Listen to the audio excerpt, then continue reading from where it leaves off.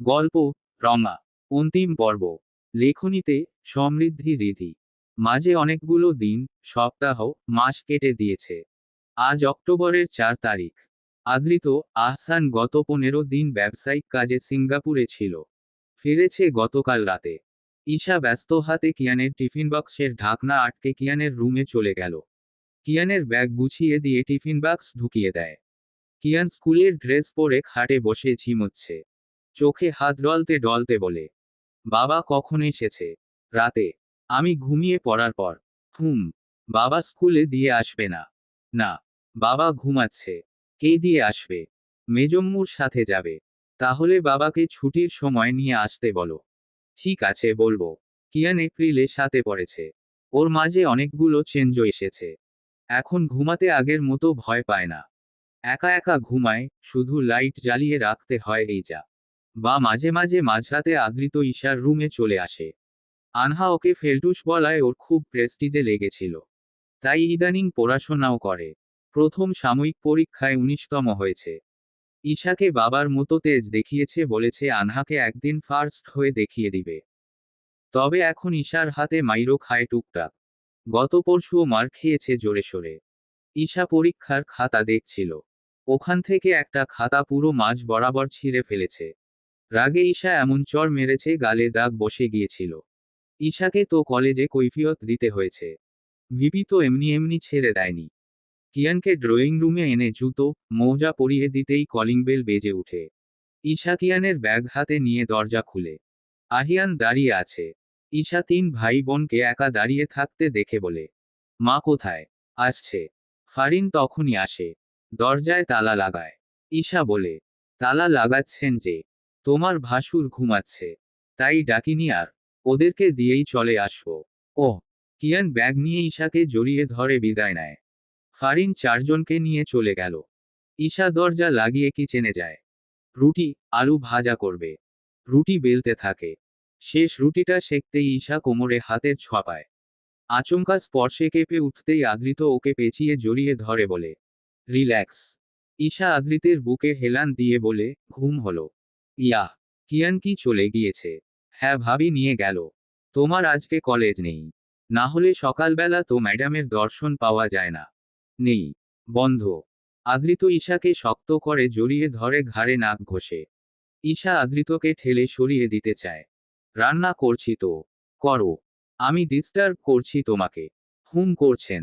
আদৃত ঈশাকে আরো শক্ত করে জড়িয়ে ধরে বলে, আমি 15 দিন পরে দেশে এসেছি, বেটার হাফ।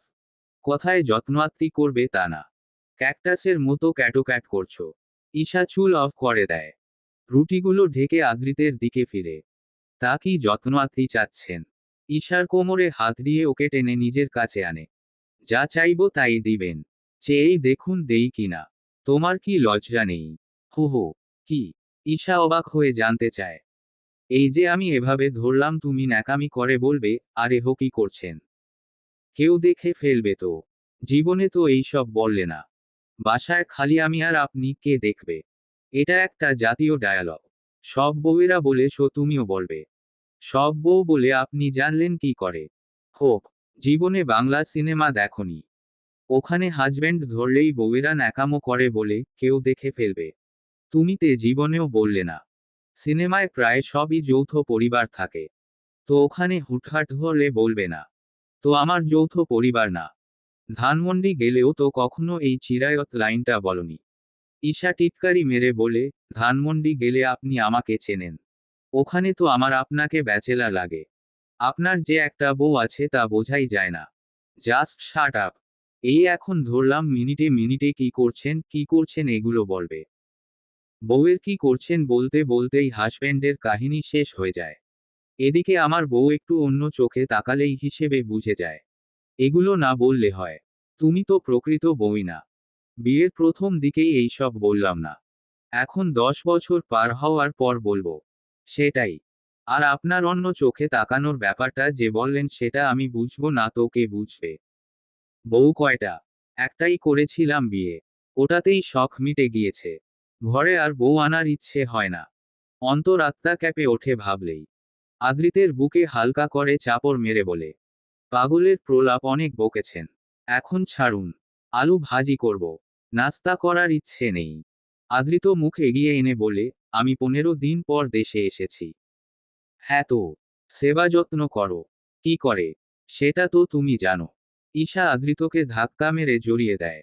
ওখান থেকে কি কি এনেছেন তা তো দেখান আগে। বুকে হাত গুজে বলে, আচ্ছা লোভী মেয়ে তো। হু ভালো। দাঁড়ান আমি আলু ভাজি করি। আদৃত জ্বালাতন করতেই থাকে। আর কিছুক্ষণ পর পর ঈশা কেবল চোখ রাঙাতে থাকে। ঈশা আলু ভাজি করে প্লেটে ভাজি রুটি নিয়ে আদৃতকে বলে, কি কি এনেছেন সব দেখান। ঈশা কিচেনের লাইট অফ করে দিয়ে আদৃতকে ঠেলতে ঠেলতে রুমে নিয়ে আসে। আদৃত বিছানার উপর লাগেজ উঠিয়ে বাবু হয়ে বসে।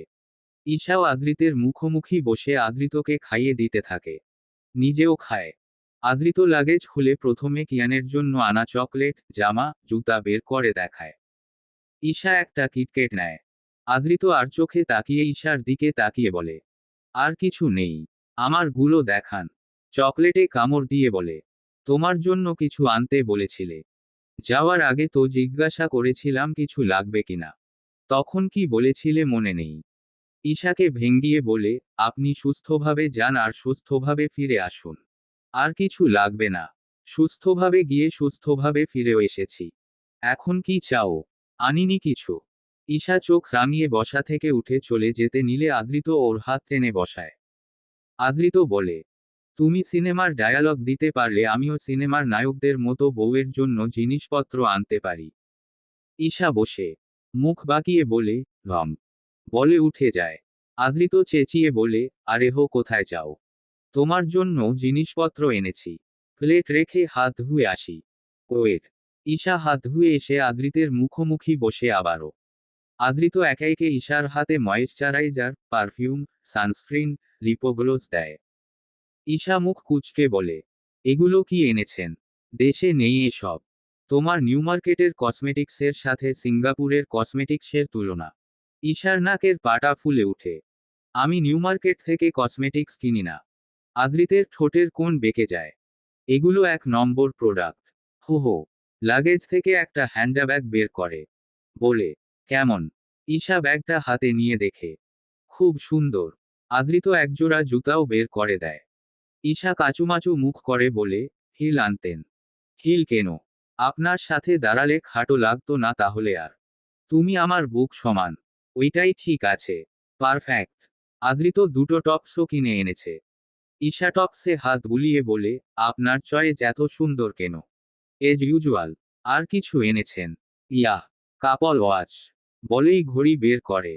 ঈশা ঘড়ি দুটে দেখে বলে, আপনার ছেলে ঘড়ি দুটো একসাথে দেখলে কাহিনী করা শুরু করবে। আমাদেরটা সেইম। ওর জন্য আনলেনি না। ওর জন্যও ঘড়ি এনেছি তো। কোথায়? বের করেননি তো। আদৃত ভ্রু কুঁচকে লাগেজ ঘেটে ফেলে। ভাইয়া লাগেজে আই গেস।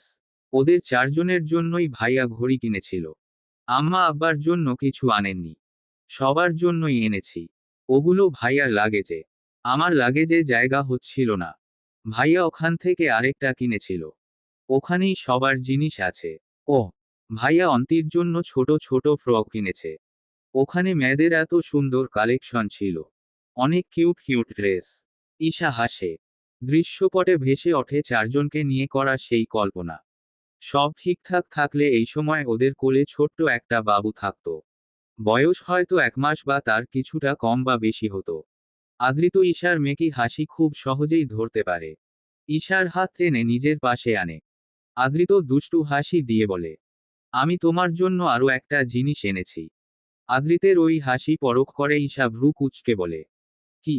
আদৃত লাগেজ থেকে একটা বড় বক্স করে। ঈশা ওইভাবে তাকিয়ে থেকেই বলে, কি এখানে? দেখো। ঈশা বক্সের ঢাকনা খুলে লাল রঙের কাপড়টা অর্ধেক বের করে তা বক্সে ফেলে বক্সের ঢাকনা সাথে সাথে বন্ধ করে ফেলে। চোখ বড় বড় করে বলে, কি এনেছেন এটা? আদৃত হেসে উঠে। দেখোনি? ওকে। পুরোটা খুলে আবারও দেখো। আমি বুঝেছি কি এনেছেন। কিন্তু এটা কেন এনেছেন?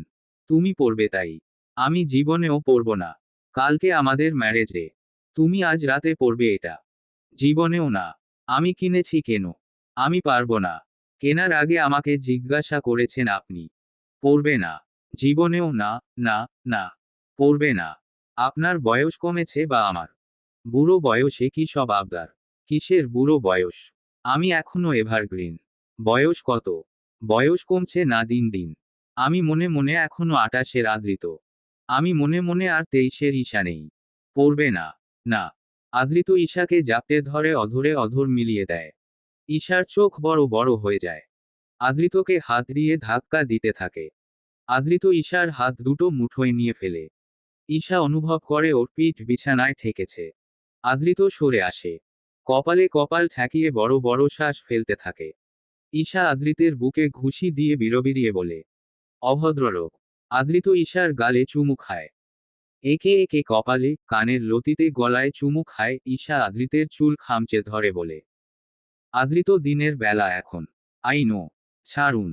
প্রশ্নই আসে না। ঈশা বড় বড় শ্বাস ফেলে। আদৃতকে সরিয়ে দিতে চায়। আদৃত ওর হাত চেপে ধরে বলে, বাড়াবাড়ি হচ্ছে। পর্দা টানুন। আদৃত ঘাড় বাঁকিয়ে জানালার দিকে তাকায়। উঠে গিয়ে পর্দা টানল। লাইট নিভালো। পুরো ঘরটাকে দিনের বেলায়ও রাতের মতো অন্ধকার বানিয়ে ফেলল। পুনরায় ঈশার কাছে আসতেই ঈশা বলে, কিয়ান বলেছিল ওকে আনতে যাওয়ার জন্য। যাওয়া যাবে। আদৃত ঈশার গলায় মুখ গুজে, সিঙ্গাপুরে সুন্দর সুন্দর দেখার জায়গা আছে। তোমার কিয়ানের পাসপোর্ট বানাতে দিব। আমরা 3 জন আবার যাব। ঈশা কিছুক্ষণ পর পর, আরে হো কি করছেন? এ কি? কি করছেন? বলে আদৃতকে জ্বালাতে থাকে। আদৃত রেগেমেগে ঈশার চোয়াল ধরে বলে, কি শুরু করেছ? কি করছি বুঝতে পারছো না? ঈশা হাসে। আদৃত গরম চোখে তাকিয়ে বলে, একদম হাসবে না। ঈশা আদৃতের গলা জড়িয়ে ধরে। আপনার অতি কাঙ্ক্ষিত কি করছেন বলিয়া ওড়াচ্ছি। আমি আর শুনতে চাচ্ছি না। বিরক্ত লাগছে। আমি তো বলবই এখন। আদৃত ঈশাকে চুমু খেয়ে বলে, বেশি উড়ো না পাখি। আপনি একটা বেহায়া লোক। মানুষ নির্দিষ্ট একজনের কাছে নির্লজ্জ, বেহায়া, পাগল, বকা সব হয়। বাবা! এই লাইন কোথায় পেলেন? কপি করেছি। ওটা পড়বে কখন? ঈশা কিছুক্ষণ চুপ করে থাকে। পড়ে বলে, রাতে। সন্ধ্যার পর আদৃত, আহসান ছেলে মেয়েদেরকে নিয়ে বাইরে গিয়েছে। ঈশা ফাঁকে ঘর গুছিয়ে ফেলে। নতুন একটা বিছানায় চাদর পাতে। আদৃতের ব্যবহৃত সব পোশাক বিনে ফেলে লাগেজ জায়গা মতো রাখে। ড্রেসিং টেবিলের উপর গোছায়। রুমের পর্দা পাল্টায়। আলমারি খুলে জামাকাপড়ও গুছিয়ে ফেলে। রাতের রান্নার ঝামেলা নেই। আদৃত আসার পথে নিয়ে আসবে বলেছে। ঈশা আলমারি থেকে দুটো অ্যালবাম বের করে। বিয়ের অ্যালবাম বের করে দেখতে থাকে। ওখানে আব্দেরও কয়েকটা ছবি আছে। আদৃত সেখানে কি মুখ করেছিল? নাক মুখ কুঁচকে কি বিতিকিচ্ছিরি অবস্থা করেছে ছবিগুলোর। মনে হচ্ছে কেউ ধরে বেঁধে বিয়ে করতে বসিয়ে দিয়েছে। শ্রেষ্ঠ অভিনেতার খেতাব যদি কাউকে দিতেই হয় তাহলে ঈশা সর্বপ্রথম আদৃতকে দিবে। হলুদ, বিয়ে, রিসেপশনের ছবিগুলো ঠিকঠাকই আছে। লোকটা নিজের খোলস অনাবৃত করে না হাসলেও মুখ গুমরা অন্তত করে ছিল না। ঈশা বুঝতে পারে না এই লোক তো ঠিকঠাকই আছে। শুধু শুধু লোক দেখানো ভাব দেখায় কেন ও বুঝতে পারে না। ঈশা বিয়ের ছবিগুলোতে হাত বোলাতে থাকে। আদৃতের মাথায় তখন অনেক চুল ছিল। এখন একদম কমে গিয়েছে। চশমার পাওয়ারেও মাইনাসের সাথে প্লাস যুক্ত হয়েছে। বিয়ের অ্যালবাম রেখে ঈশা আরেকটা অ্যালবাম খোলে। কিয়ান হওয়ার আগে ওদের সাজেক, রাঙামাটি, কক্সবাজার, সাদা পাথর, কুয়াকাটায় ঘোরাঘুরি অনেক ছবি আছে এখানে। প্রেগন্যান্সির টাইমেরও ছবি আছে দুটো। তারপরেরটা কিয়ানকে কোলে নিয়ে কিয়ানের জন্মের 3য় দিনের তোলা ছবি। আদৃতের চোখে মুখে অন্যরকম জৌলুস। কিয়ানের প্রতি মাসের একটা একটা ছবি। 7 মাসে পড়ার পর কিয়ানকে দাঁড় করিয়ে আদৃত কিয়ানের গালের সাথে গাল লাগিয়ে একটা ছবি তুলেছিল। ঈশা ছবিটায় হাত বুলায়। কিয়ানকে কাঁধে নিয়ে তোলা আরেকটা ছবি আছে। বাবা ছেলের অনেকগুলো ছবি আছে এখানে। আনহা অহনাকে কোলে নিয়েও বেশ কিছু ছবি আছে। ঈশা আচমকা মুখ চেপে কেঁদে উঠে। কাঁদার কারণ ওর জানা নেই। তবুও কাঁদছে। ভদ্রলোকের সাথে রাগারাগি করেছে, অভিমান করেছে, দুজনে ভালো খারাপ অনেক সময় একসাথে কাটিয়েছে। ঈশার মনে হচ্ছে চোখের পলকে বিয়ের 10 বছর কেটে গিয়েছে। দেখতে দেখতে কালকে 11 বছরেও পড়বে। ঈশার কখনো সংসারের প্রতি বিতৃষ্ণা জন্মেনি। ঈশার মনে হয় আদৃত ছাড়া ভালো কাউকে ও কখনোই পেত না। ওরা ভালো আছে কিয়ানকে নিয়ে। অনেক ভালো আছে। শুধু ও যদি থাকতো। বছরের শুরুর জানুয়ারিতেই যদি ধরা ছোঁয়ার আগে হারিয়ে না যেত তবে আজ ওদের কোলে থাকতো অবশ্যই। আদৃত কিয়ান হওয়ার পর পর যেমন খুশি হয়েছিল অবশ্যই এখনো তেমন খুশি হতো। কলিং বেল বেজে উঠে। ঈশা দ্রুত চোখ মুছে অ্যালবাম দুটো আলমারিতে রাখে। আবারও কলিং বেল বেজে উঠে। ঈশা দ্রুত ওয়াশরুমে গিয়ে চোখে মুখে পানি ছিটিয়ে বের হয়। আদৃত রাগারাগি করবে এমন পরিস্থিতি দেখলে। ঈশা চোখ মুখ মুছে দরজা খুলে। কিয়ান চিপস খাচ্ছে। আদৃত এক ভ্রু উঁচু করে তাকায়। ঈশা দরজার সামনে থেকে সরে দাঁড়ায়। কিয়ান বাসায় ঢুকে বলে, মাম্মা জানো আজকে সুন্দর একটা পার্কে গিয়েছি। ফুচকাও খেয়েছি। ঈশা আর চোখে আদৃতের দিকে তাকায়। আদৃত তখনও কপাল কুঁচকে তাকিয়েছিল। ঈশা আদৃতের দিকে তাকিয়ে বলে, কি হয়েছে? তোমার কি হয়েছে? আমার কি হবে? চোখ মুখ ফোলা কেন? কাদার কারণে ঈশার মাথা সত্যি সত্যিই চিনচিনিয়ে ব্যথা করছিল। ও তাই বলল, মাথা ব্যথা করছে ভীষণ। তাই? মাথা ব্যথা করছে কেন? হুট করেই। কিয়ান চিপসের প্যাকেট বাস্কেটে ফেলে ঈশাকে বা হাত তুলে দেখিয়ে বলে, বাবা এই ঘড়িটা দিয়েছে। ঈশা দেখে কালো বেল্টের একটা ঘড়ি। কিয়ামের হাতে মানিয়েছে সুন্দর। ও কিয়ানের গালে চুমু দিয়ে বলে, সুন্দর লাগছে। আদৃত ঈশার হাতে নেটের ব্যাগ ধরিয়ে দিয়ে বলে, পরোটা আর চিকেন চাপ আছে খেয়ে নাও। পরে খাবো। আদৃত এক ভ্রু তুলে তাকায়। ঈশা আমতা আমতা করে বলে, মাথা ব্যথা করছে। খেয়ে ঔষধ খাও। একটু পরে খাবো। কিয়ানের হোমওয়ার্ক কমপ্লিট করিয়েই খাচ্ছি। ফাইন। ঈশা কিয়ানের হোমওয়ার্ক কমপ্লিট করিয়ে দিয়ে খেয়ে নেয়। মারাত্মক বাজে রকমভাবে মাথা ব্যথা করছে। ঈশা খাবার খেয়ে ঔষধ খেয়ে নেয়। মাথা ব্যথায় রীতিমতো বমি পাচ্ছে। ঈশা রুমে এসে এদিক ওদিক না তাকিয়ে কপাল চেপে ধপ করে শুয়ে পড়ে। আদৃত ল্যাপটপের স্ক্রিন থেকে চোখ সরিয়ে ঘাড় বাঁকিয়ে বলে, কি হয়েছে? মাথা ব্যথায় পাগল পাগল লাগছে। সত্যি? না তো কি মিথ্যে? তুমি কি ইচ্ছে করে শুয়ে পড়ছো যাতে করে তোমাকে ওটা না পড়তে হয়? আপনার তাই মনে হয়? নো। প্লিজ লাইট নিভান। আমি তাকাতে পারছি না। আদৃত ঈশার দিকে এগিয়ে আসে। মাথায় হাত বুলিয়ে দিতে থাকে, বলে, ঔষধ খেয়েছো? টাফনিল খেয়েছি। আচ্ছা আমি মাথায় হাত বুলিয়ে দিচ্ছি ঘুমাও। লাইট নিভান। চোখে আলো লাগছে। ঠিক আছে। আদৃত লাইট নিভিয়ে দেয়। ঈশার মাথায় হাত বুলিয়ে দিতে থাকে। মাথার তালু ভীষণ গরম হয়ে আছে। প্রায় 1 ঘন্টার মতো ছটফট করতে করতে ঈশা একসময় ঘুমিয়ে পড়ে। আদৃত লম্বা একটা শ্বাস ফেলে। লাইট জ্বালিয়ে সোজা হয়ে ঘাড়ে হাত দিয়ে আড়মোড়া ভাঙে। কিয়ান তখন কাঁথা বালিশ নিয়ে রুমে আসে। আদৃত ভ্রু নাচিয়ে বলে, কি স্যার? মাম্মা ঘুমিয়ে পড়েছে। হুম। আমি আজকে তোমাদের সাথে ঘুমাই। ঘুমাও। আদৃত একটু সরে এসে মাঝে জায়গা করে দিল। কিয়ান বালিশ কাঁথা নিয়ে শুয়ে পড়ে। মাম্মা ঘুমিয়ে পড়েছে। হুম। মাম্মার শরীর ভালো না। ওহ। পড়া শেষ। হুম। তুমি ঘুমাবে না? হুম ঘুমাবো। আদৃত উঠে ওয়াশরুমে চলে গেল। ফিরে এসে লাইট নিভিয়ে কিয়ানকে জড়িয়ে ধরে শুয়ে পড়ে। বারবার ঘড়ির দিকে তাকায়। 12টার আগে বোধহয় না মেয়েটা উঠবে।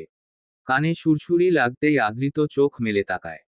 এক চোখ খুলে দেখে কিয়ান উপুর হয়ে পিটপিট চোখে ওর দিকে তাকিয়ে আছে। আদৃত চোখ খুলে বলে, কি হয়েছে? কিছু করব। আদৃত উঠে বসে। ছেলেকে কোলে তুলে নেয়। লাইট অন করে বাথরুমের সামনে নিয়ে তবেই কোল থেকে নামায়। যাও। চলে যেও না কিন্তু। হুম। আদৃত হা করে হামি দিয়ে থাকে। কিয়ান বাথরুমে ঢুকে গান গাইতে শুরু করে।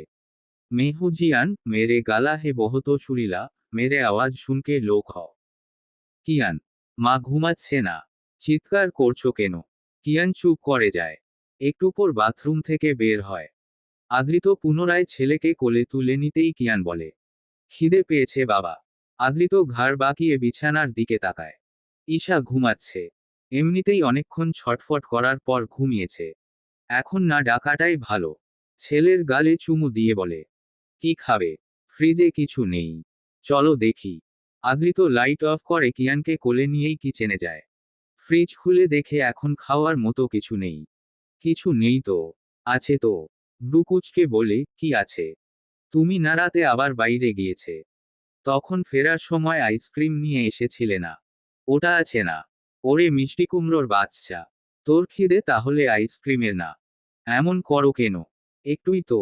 আঙুলের ইশারায় একটু ইঙ্গিত করে।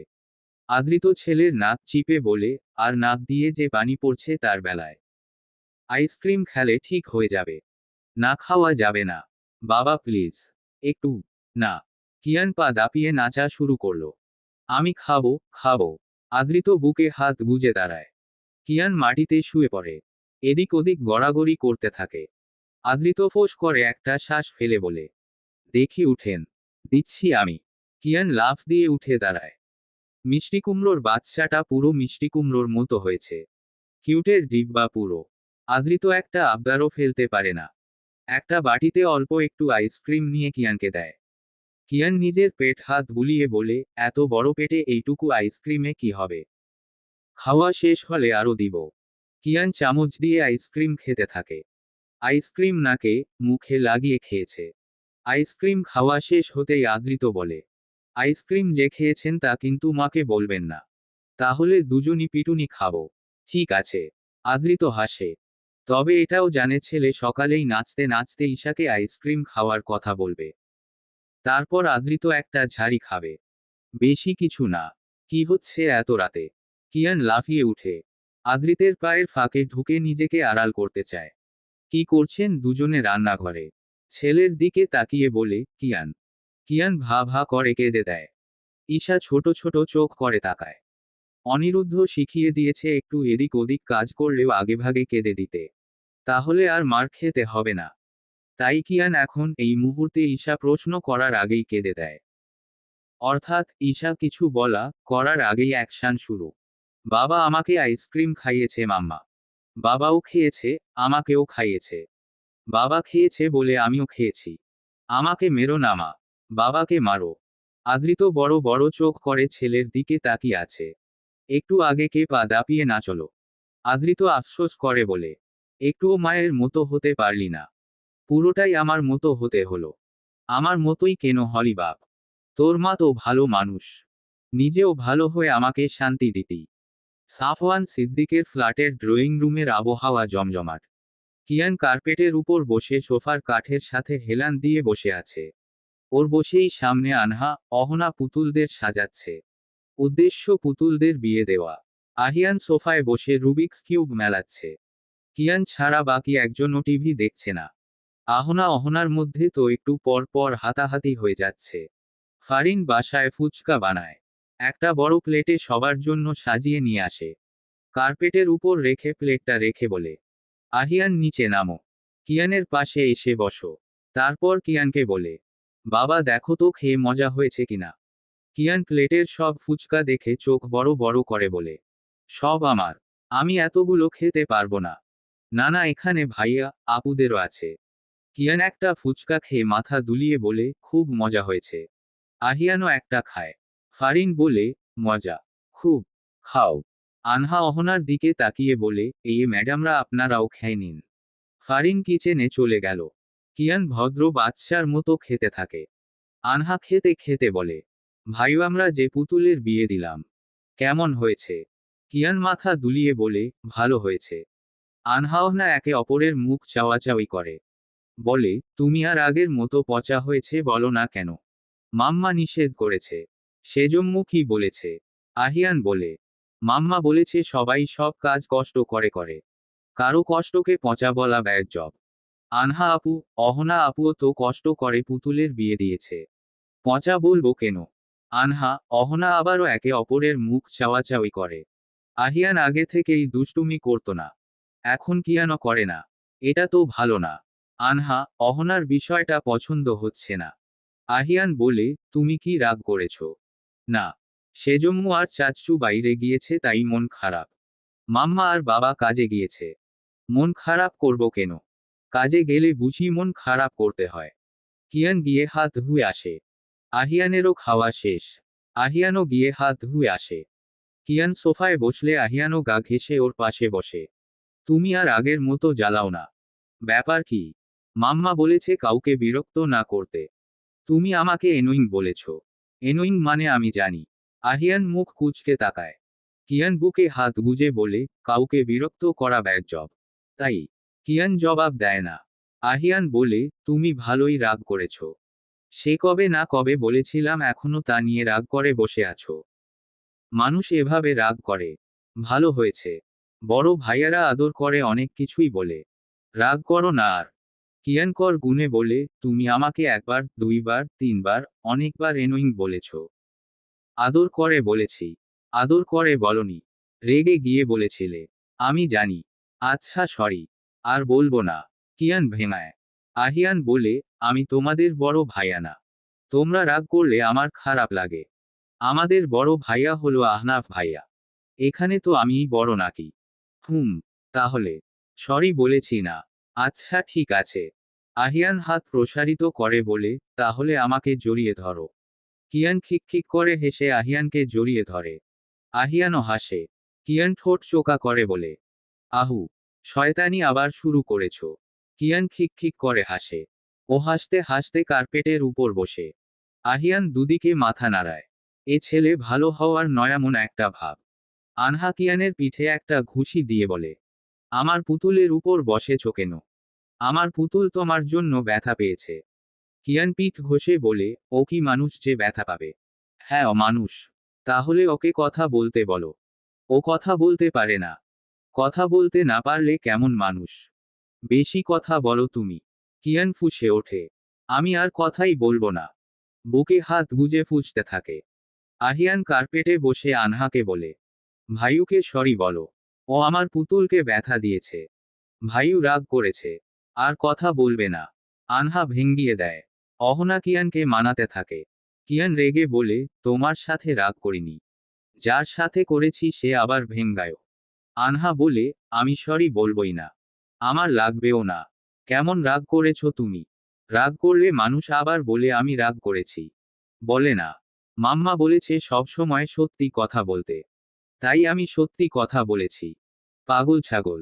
তোমার একটা টাক্কু লোকের সাথে বিয়ে হবে। আনহা ফুঁসে উঠে বলে, তোমার একটা পাগলের সাথে বিয়ে হবে। আহিয়ান বলে, চুপ, একদম চুপ। থামো। আর একটাও কথা বলবে না। কিয়ান মুখ ঘুরিয়ে নেয়। আহিয়ান আনহার দিকে তাকিয়ে বলে, সরি বলো। ওকেও সরি বলতে বলো। আমার পুতুল ব্যথা পায়নি। আনহা বলে, না বলবো না। পুতুল কি মানুষ যে ব্যথা পাবে?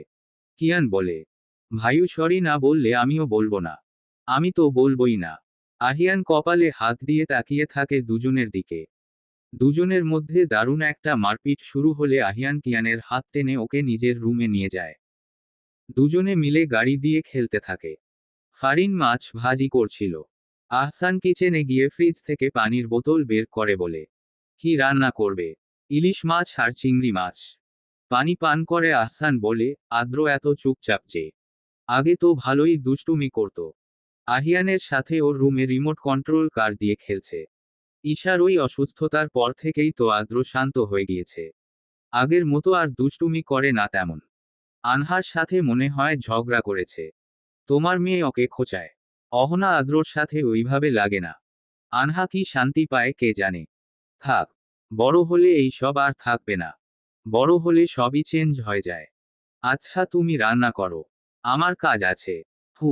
আহসান চারদিকে চোখ বুলিয়ে ফারিনের মাথায় চুমু খেয়ে কিচেন থেকে বেরিয়ে যায়। রুদ্ধ অফিস থেকে ফিরে ক্লান্ত পায়ে রুমে ঢুকে। ইনা সারা ঘরময় ছড়িয়ে ছিটিয়ে রাখা খেলনাগুলো গোছাচ্ছে। রুদ্ধটাই খুলে বলে, হাই। ইনা মুখ তুলে তাকায়। হেসে বলে, বেশি ট্রায়ার্ড আজকে? তা একটু ট্রায়ার্ডই। আচ্ছা তুমি ফ্রেশ হয়ে আসো, আমি নাস্তা দিচ্ছি তোমাকে। অন্তি কোথায়? আম্মার কাছে দিয়ে এসেছি। রুদ্ধ দরজা বন্ধ করে শার্ট খোলে। এসি অন করে ইনায়ার পাশে মেঝেতে বসে ইনায়ার মতো ঝুড়িতে খেলনাগুলো রাখে। ইনা বলে, তোমাকে করতে হবে না। যাও ফ্রেশ হয়ে নাও। সমস্যা নেই। হেল্প করে দেই। সারাদিন অফিস সামলে আবার হেল্প করতেও মন চায়। কিছু হবে না। ইনা আর রুদ্ধ মিলে ঘর গুছিয়ে ফেলে। রুদ্ধ ওয়ার্ড্রপ থেকে পোশাক বের করে বলে, অন্তিকে নিয়ে আসো তো। আমি ফ্রেশ হয়ে আসছি। ওকে। রুদ্ধ ওয়াশরুম থেকে বেরিয়ে দেখে মা মেয়ে বিছানার উপর খেলছে। রুদ্ধ বিছানায় বসে। রুদ্ধ আসতেই ইনা চলে যায়। রুদ্ধ মেয়েকে কোলে নিয়ে কিছুক্ষণ চটকাতে থাকে। ইনা মিনিট পাঁচেক পর এক গ্লাস শরবত নিয়ে রুমে ঢুকে। রুদ্ধর হাতে দেয়।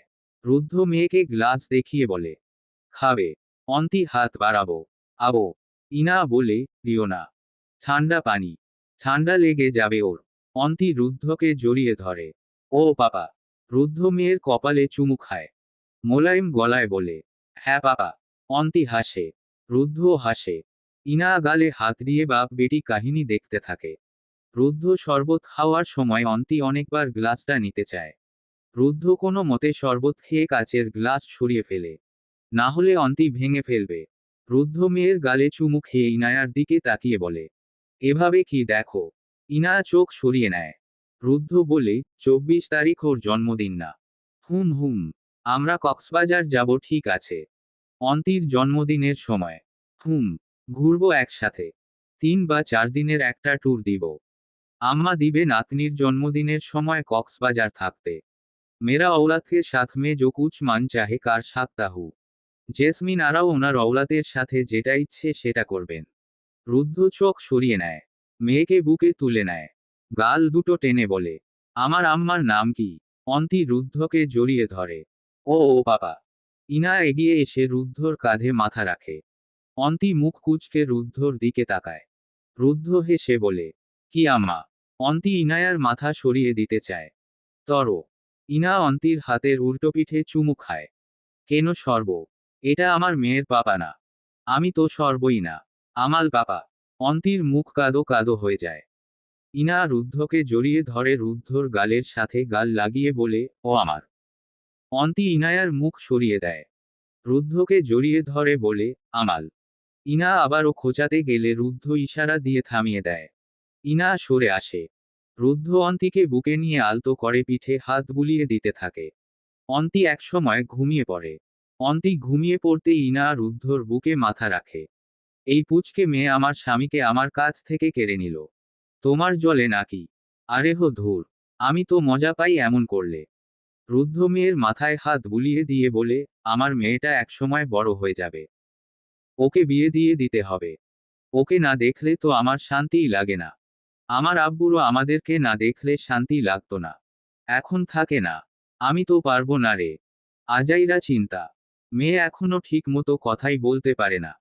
তার আগেই বিয়ে চিন্তা না। ও হ্যাঁ, তাও ঠিক। ইনা রুদ্ধকে জড়িয়ে ধরে মেয়ের দিকে তাকিয়ে থাকে।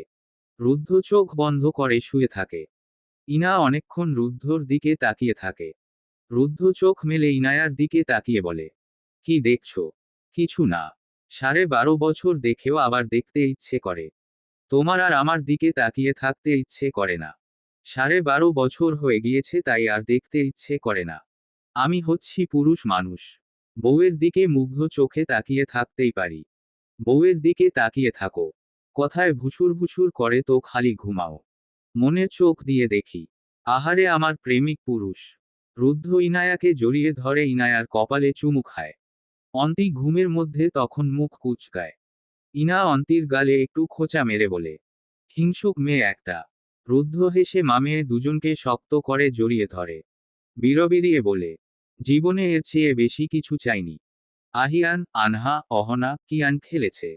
আনহা আর কিয়ানের মধ্যে কিছুক্ষণ আগেই ভাব হয়ে গিয়েছিল। ওরা আহিয়ানের রুমে খেলছে, কথা বলছে, মাঝে মাঝে হাতও চালাচ্ছে। আহসান, ফারিন দরজার বাইরে দাঁড়িয়ে ওদের কথা শুনছে। আনহা কিয়ানের দিকে তাকিয়ে বলে, তুমি কি আমাকে সত্যিই টাক্কু লোকের সাথে বিয়ে দিবে? না, এখন আর দিব না। ঠিক আছে। কিন্তু আমার সাথে ঝগড়া করলে দিব। তাই আমার সাথে ঝগড়া করো না আর। অহনা বলে, ভাইউ তুমি দিবে কি হবে? ভাইয়া তো দিবে না। কিয়ান আহিয়ানের দিকে তাকিয়ে বলে, ঝগড়া করলে ওকে টাক্কু লোকের সাথে বিয়ে দিবে না। ঝগড়া করলে দিব। না করলে দিব না। আনহা মুখ কালো করে বলে, আচ্ছা আমি আর ঝগড়া করব না। অহনা বলে, আমাকেও দিবে। তুমি কি ঝগড়া করো নাকি যে তোমাকে দিবে? আহিয়ান বলে, আমি বড় হয়ে মায়ের মতো ভালো হব। আনহা বলে, আমি বড় হয়ে বাবার মতো সুন্দর করে শার্ট পরে অফিসে যাব। কিয়ান বলে, আমি বড় হয়ে মেকআপ করব। অহনা বলে, আমি ডাক্তার হব। আহিয়ান বলে, কিয়ান অনেকক্ষণ ভেবে বলে, ডাক্তার হবে। তাহলে আমিও ডাক্তার হব। পরপরই বলে, আচ্ছা আনহা আপু, অহনা আপু যে একই রকম, ওদেরকে মানুষ চিনে কি করে? তুমি চিনো কিভাবে? আহিয়ান বলে, আমাকে আনহা আপু শুধু মারে। অহনা আপু তো ভালো। আমি ওভাবে চিনি। আমি যদি না মারি তাহলে তুমি আমাকে চিনতে পারবে না। জানি না। আরো বকবক করতে থাকে। ফারিনের দিকে তাকিয়ে আহসান বলে, আনহাওনার মাঝে কাউকে খুঁজে না পেলেও আমি আহিয়ান, আদ্রর মধ্যে নিজেকে আর আদৃতকে খুঁজে পাই। আদৃত ভাই ওভাবে রাগ করত, আরো জঘন্যভাবে। আর আমি, ভাইয়া ওকে গিয়ে মানাতাম। ফারিন তাকিয়ে থাকে বাচ্চাদের দিকে। আহসান বলে, এই সময়গুলো কখনো ফিরে আসে না আর। বড় হয়ে গেলে ওরা এগুলো অনেক মিস করবে দেখো। হুম, ওল্ড ইজ গোল্ড। সময় এত চলে যায় কেন ফারিন? খারাপ সময় যায় না, ভালো সময় খুব দ্রুত চলে যায়। হুম। ফারিন তাকিয়ে থাকে সামনে। আহসান বুঝে ব্যাপারটা। ফারিনের কাঁধ জড়িয়ে ধরে। ফারিন মুচকি হাসে। আহসান ক্ষীণ স্বরে বলে, লাভ ইউ। I know. সন্ধ্যা 7:30। আদৃত একটা চায়ের টঙের সামনে গাড়ি থামায়। ঈশা উইন্ডো গ্লাস খুলে বাইরে তাকায়। একটা খোলা জায়গায় আছে এখন ওরা। আশেপাশে কয়েকটা চায়ের দোকান, স্ট্রিট ফুডের স্টল আছে। ঈশা আদৃতের দিকে তাকিয়ে বলে, এটা কোন জায়গা? মিররে তাকিয়ে চুল হাত গলিয়ে চুল ঠিকঠাক করে বলে, আমি নিজেও জানি না। গতকাল রাতে ফিরে দেখলাম। জায়গাটা খোলামেলা, সুন্দর লেগেছিল। আজকে লোকেশন বের করে দেখি আমাদের বাসার কাছেই। তাই নিয়ে আসলাম। আদৃত সিটবেল্ট খুলে ঈশার দিকে তাকায়। ঈশা ভ্রু নাচিয়ে বলে, কি? রিমেম্বার আমাদের আগদের পর থেকে আনুষ্ঠানিক বিয়ের আগ পর্যন্ত সময়টায় আমরা অফিস ছুটির পর ঘন্টা 1.5 থেকে 2 গাড়িতে বসে গল্প করতাম। ঈশা গাড়ির সিটে হেলান দিয়ে বলে, সময় কি তাড়াতাড়ি চলে যায় না? আদৃত ঈশার হাত উঠিয়ে হাতের উল্টো পিঠে চুমু খায়। আদৃত ঈশার সিটবেল্ট খুলে দেয়। নামো। ঈশা গাড়ি থেকে নামে। আদৃতও গাড়ি থেকে নামে। ঈশার হাত মুঠোয় নিয়ে বলে, মালাই চা খাবে? খাওয়া যায়। আপনি কি খাবেন? তুমি যেটা খাবে সেটাই। মালাই চা খাবেন? ঈশা অবাক হয়ে আদৃতের মুখের দিকে তাকায়। আদৃত ঘাড় বাঁকিয়ে ঈশার দিকে তাকায়। ঈশা চশমার আড়ালের তীক্ষ্ণ দৃষ্টি থেকে কপাল কুঁচকায়। ঈশার কুঁচকানো মুখ দেখে আদৃত স্মিত হাসে। বলে, একদিন খেলে কিছু হবে না। আপনি আর চা কেন খেতে পারি না? আপনার হিসেব এখনো বুঝে উঠতে পারলাম না। আদৃত ঈশার হাত টেনে একটা টঙের সামনে বেঞ্চে বসে। দোকানদারকে বলে 2 কাপ চা দিতে। ঈশা বেঞ্চে বসে পা নাড়ায়। চারদিকে চোখ বুলিয়ে দেখতে থাকে।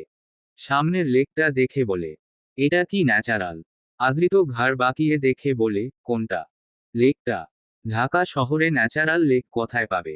তবে কয়েক মাস ধরেই শুনছিলাম পার্ক টাইপ কিছু বানাচ্ছে, আজকে তোমাকে নিয়ে এলাম। কিয়ানকেও আনলে ভালো হতো না? আরেকদিন নিয়ে আসবো, আজকে আমাদের দিন। এই দিনটায় কাবাবে হাড্ডি ঢুকিও না। অন্তত সন্ধ্যাটা আমরা আমাদের মতো করে কাটাই। ফাইন। দোকানের ছেলেটা 2 কাপ মালাই চা আনে। আদৃত, ঈশা দুজনেই তা নেয়। আদৃত চায়ের কাপে চুমুক দিয়ে বলে, আমার আশেপাশের কিছু মানুষ আজকাল নিজেকে খুব চালাক ভাবতে শুরু করেছে। কি করেছি আমি? ঈশা হৃদয়ে কুঁচকে বলে, কেউ একজন একটা রিজনে কাঁদবে, তারপর সেটা থেকে অসহনীয় মাথা ব্যথা তুলবে এবং আমি কিছুই বুঝব না। ঈশা চোখ নামিয়ে নেয়। চায়ের কাপের দিকে তাকিয়ে ছোট করে শ্বাস ফেলে। আদৃত ফের চায়ের কাপে চুমুক দিয়ে বলে, যেখানে ওই কেউ একজনটার সাথে আমার 11 বছরের বসবাস। 11 বছর একসাথে, হ্যাঁ। একটা মানুষের নারী নক্ষত্র মুখস্থ হয়ে যাওয়ার জন্য যথেষ্ট সময়। সেখানে তোমার হাবভাব দেখে আমি কিছু বুঝব না। তুমি মাথা ব্যথার নাম দিয়ে চালিয়ে দিবে আর আমি তাই বিশ্বাস করব। শাফায়েত সিদ্দিক এত ভালো কবে থেকে হলো? আপনি আমার সব বুঝে ফেললেও আমি কেন এখনো আপনার অনেক জিনিস ধরতে পারি না? 11 বছরে আপনার মতো আমারও তো সব মুখস্থ হয়ে যাওয়ার কথা, তাই না? তাহলে কেন সব মুখস্থ হলো না? কারণ তুমি খোলা বইয়ের মতো। তোমার সব কিছু স্পষ্ট। আমি সব পড়তে পারি, বুঝতে পারি, অনুভব করতে পারি। আমি তো খোলা বই না। তুমি যতটুকু বুঝতে পারো তার সবটা তোমার ক্রেডিট। তোমার সবটা আমি বুঝি। সেটাও তোমার ক্রেডিট। এন্ড তোমার রিসেন্ট আরেকটা ক্রেডিট হলো তুমি আজকাল কথা ঘোরাতে পারো। ঈশা চায়ের কাপে চুমুক দিয়ে বলে, যদি কেউ নাই আসতো তাহলে এতটা খারাপ লাগতো না। এসেছিল, আসার পর কিছু বুঝে ওঠার আগেই চলে গেল। মাঝে মাঝে মনে পড়ে, মন খারাপ লাগে। এটাই। আদৃত কথা এড়াতে চাইল। বলল, কিয়ান আজকাল ভীষণ ভদ্র, চুপচাপ হয়ে গিয়েছে। আগের মতো অতটা তিরিং বিরিং করে না। শয়তানি করলে পিঠে দুঘা পড়ে যেতাই। তুমি আজকাল ওর গায়ে বেশি হাত তোলো ঈশা। বিষয়টা আমার পছন্দ হচ্ছে না। ঈশা আদ্রিতের দিকে তাকিয়ে বলে, আর ও যে দুষ্টুমি করে, বেয়াদবি করে তা বেলায়। দুষ্টুমি এই বয়সে সবাই করে। তুমিও করেছ। কিন্তু এতটুকু বাচ্চা কি বেয়াদবি করে? ও ছোট, এখন সামনের দুটো দাঁত নেই। কথাগুলো শুনতে এখন বেশ মজা লাগলেও পরবর্তীতে ওগুলো বেয়াদবি ছাড়া আর কিছুই হবে না। সবার মুখে মুখে কথা বলে, বড়দের মুখের উপর কথা বলে, আহিয়ানের সাথে মারপিট করে, এগুলো মোটেও ভালো না। আনহাওনার সাথে তো ইন্ডিয়া পাকিস্তানের যুদ্ধ বাঁধিয়ে ফেলে। আপনি তো বড়দের মুখের উপর কথা বলেন না, ভাইয়াদেরকেও যথেষ্ট সম্মান করেন। তাহলে ছেলের এগুলো দেখেও কিছু বলেন না কেন? গায়ে হাত তুললে ছেলেমেয়েরা নষ্ট হয়ে যায়। আপনাকে তো গায়ে হাত তুলে বলিনি। বলেছি কিছু বলতে। শাসন টাসন তো করা যায় নাকি? তুমি তো শাসনের আগেই ডিরেক্ট অ্যাকশন। মিথ্যা বলবেন না। আমি এতদিন বাবা, সোনা, মনা বলে হহুত আদর করে ডেকেছি, বুঝেছি। লাভের লাভ কিছুই হয়নি। যেই কদু সেই লাউ। আপনার ছেলে ভালো কথা শোনার ছেলে নয়। পিঠে দুঘা না দিলে ঠিক হয় না। পারফেক্ট মাদার সবাই হতে পারে না। মনে করুন আমিও হতে পারিনি। তাও আমার ধৈর্য সম্পর্কে আপনার ধারণা নেই। ও মাত্ররিক্ত বাড়াবাড়ি না করলে আমি নিশ্চয়ই মারব না। আপনি ওকে একটু লাই কম দিন। আপনার লাই পেয়ে পেয়েই সাপের 5 পা দেখেছে। আদৃত বাঁকা চোখে তাকায় ঈশা নিজের মতো করে বলে। আমি ওকে পড়াশোনার জন্য মারি না, ঘরের জিনিস ভুলবশত ভেঙে ফেললেও মারি না। ওর আচরণে তোত্তারামি দেখলে, বড়দের সাথে বেয়াদবি করতে দেখলে তবেই মারি। ভালোবাসলে শাসনও করতে হয়। আদৃত উঠে দাঁড়ায়। ও চা খাওয়া শেষ। ঈশারও শেষ। আদৃত দোকানদারকে চায়ের কাপ দুটো দিয়ে বিল মিটিয়ে দেয়। ঈশা হাত মুঠোয় নিয়ে বলে, বাবারে, তোমার ছেলে, তুমি কষ্ট করে পেটে ধরে লেবার পেইন সহ্য করে জন্ম দিয়েছ। এখন তুমি যা ইচ্ছা তাই করো। আমার দিন শেষে মা ছেলেকে তেলানোর দরকার, আমি তেলাবো। আমার আর কি? ঈশা হেসে ফেলে। আদৃতের হাত জড়িয়ে ধরে হাঁটতে হাঁটতে বলে, আপনারই তো সব। আপনার বউ, আপনার ছেলে। বাবা মা হওয়ার পর বোধহয় আর আগের মতো কথা বলা যায় না। যেমন আগে আমরা আরামসে ঘন্টার পর ঘন্টা নিজেদের বিষয়ে কথা বলতাম। এখন আমাদের কথার ভিতর কিয়ানের স্কুলের বেতন দিতে হবে। কিয়ানের জুতা ছিঁড়ে গিয়েছে, কিয়ানের আরেকটা মোজা হারিয়ে গিয়েছে। কিয়ান এটা করেছে, ওটা করেছে। সময় বদলায়, আমাদের কথার টপিকও বদলেছে। আদৃত লেকের সামনে বেঞ্চে বসে। ঈশাও আদৃতের পাশে বসে বলল, জায়গাটা নিরিবিলি ভীষণ, এখানে থাকাটা ঠিক হবে। কিছু হবে না। বসো। আমি আছি না। ঈশা বসে। আবারও আদৃতের হাত জড়িয়ে ধরে কাঁধে মাথা রাখে। ওভাবে থেকেই বলে, 11 বছর আদৃত। সামনের বছর 1 যুগ হয়ে যাবে আমাদের একসাথে থাকার। We are not perfect couple at all. Perfect নই।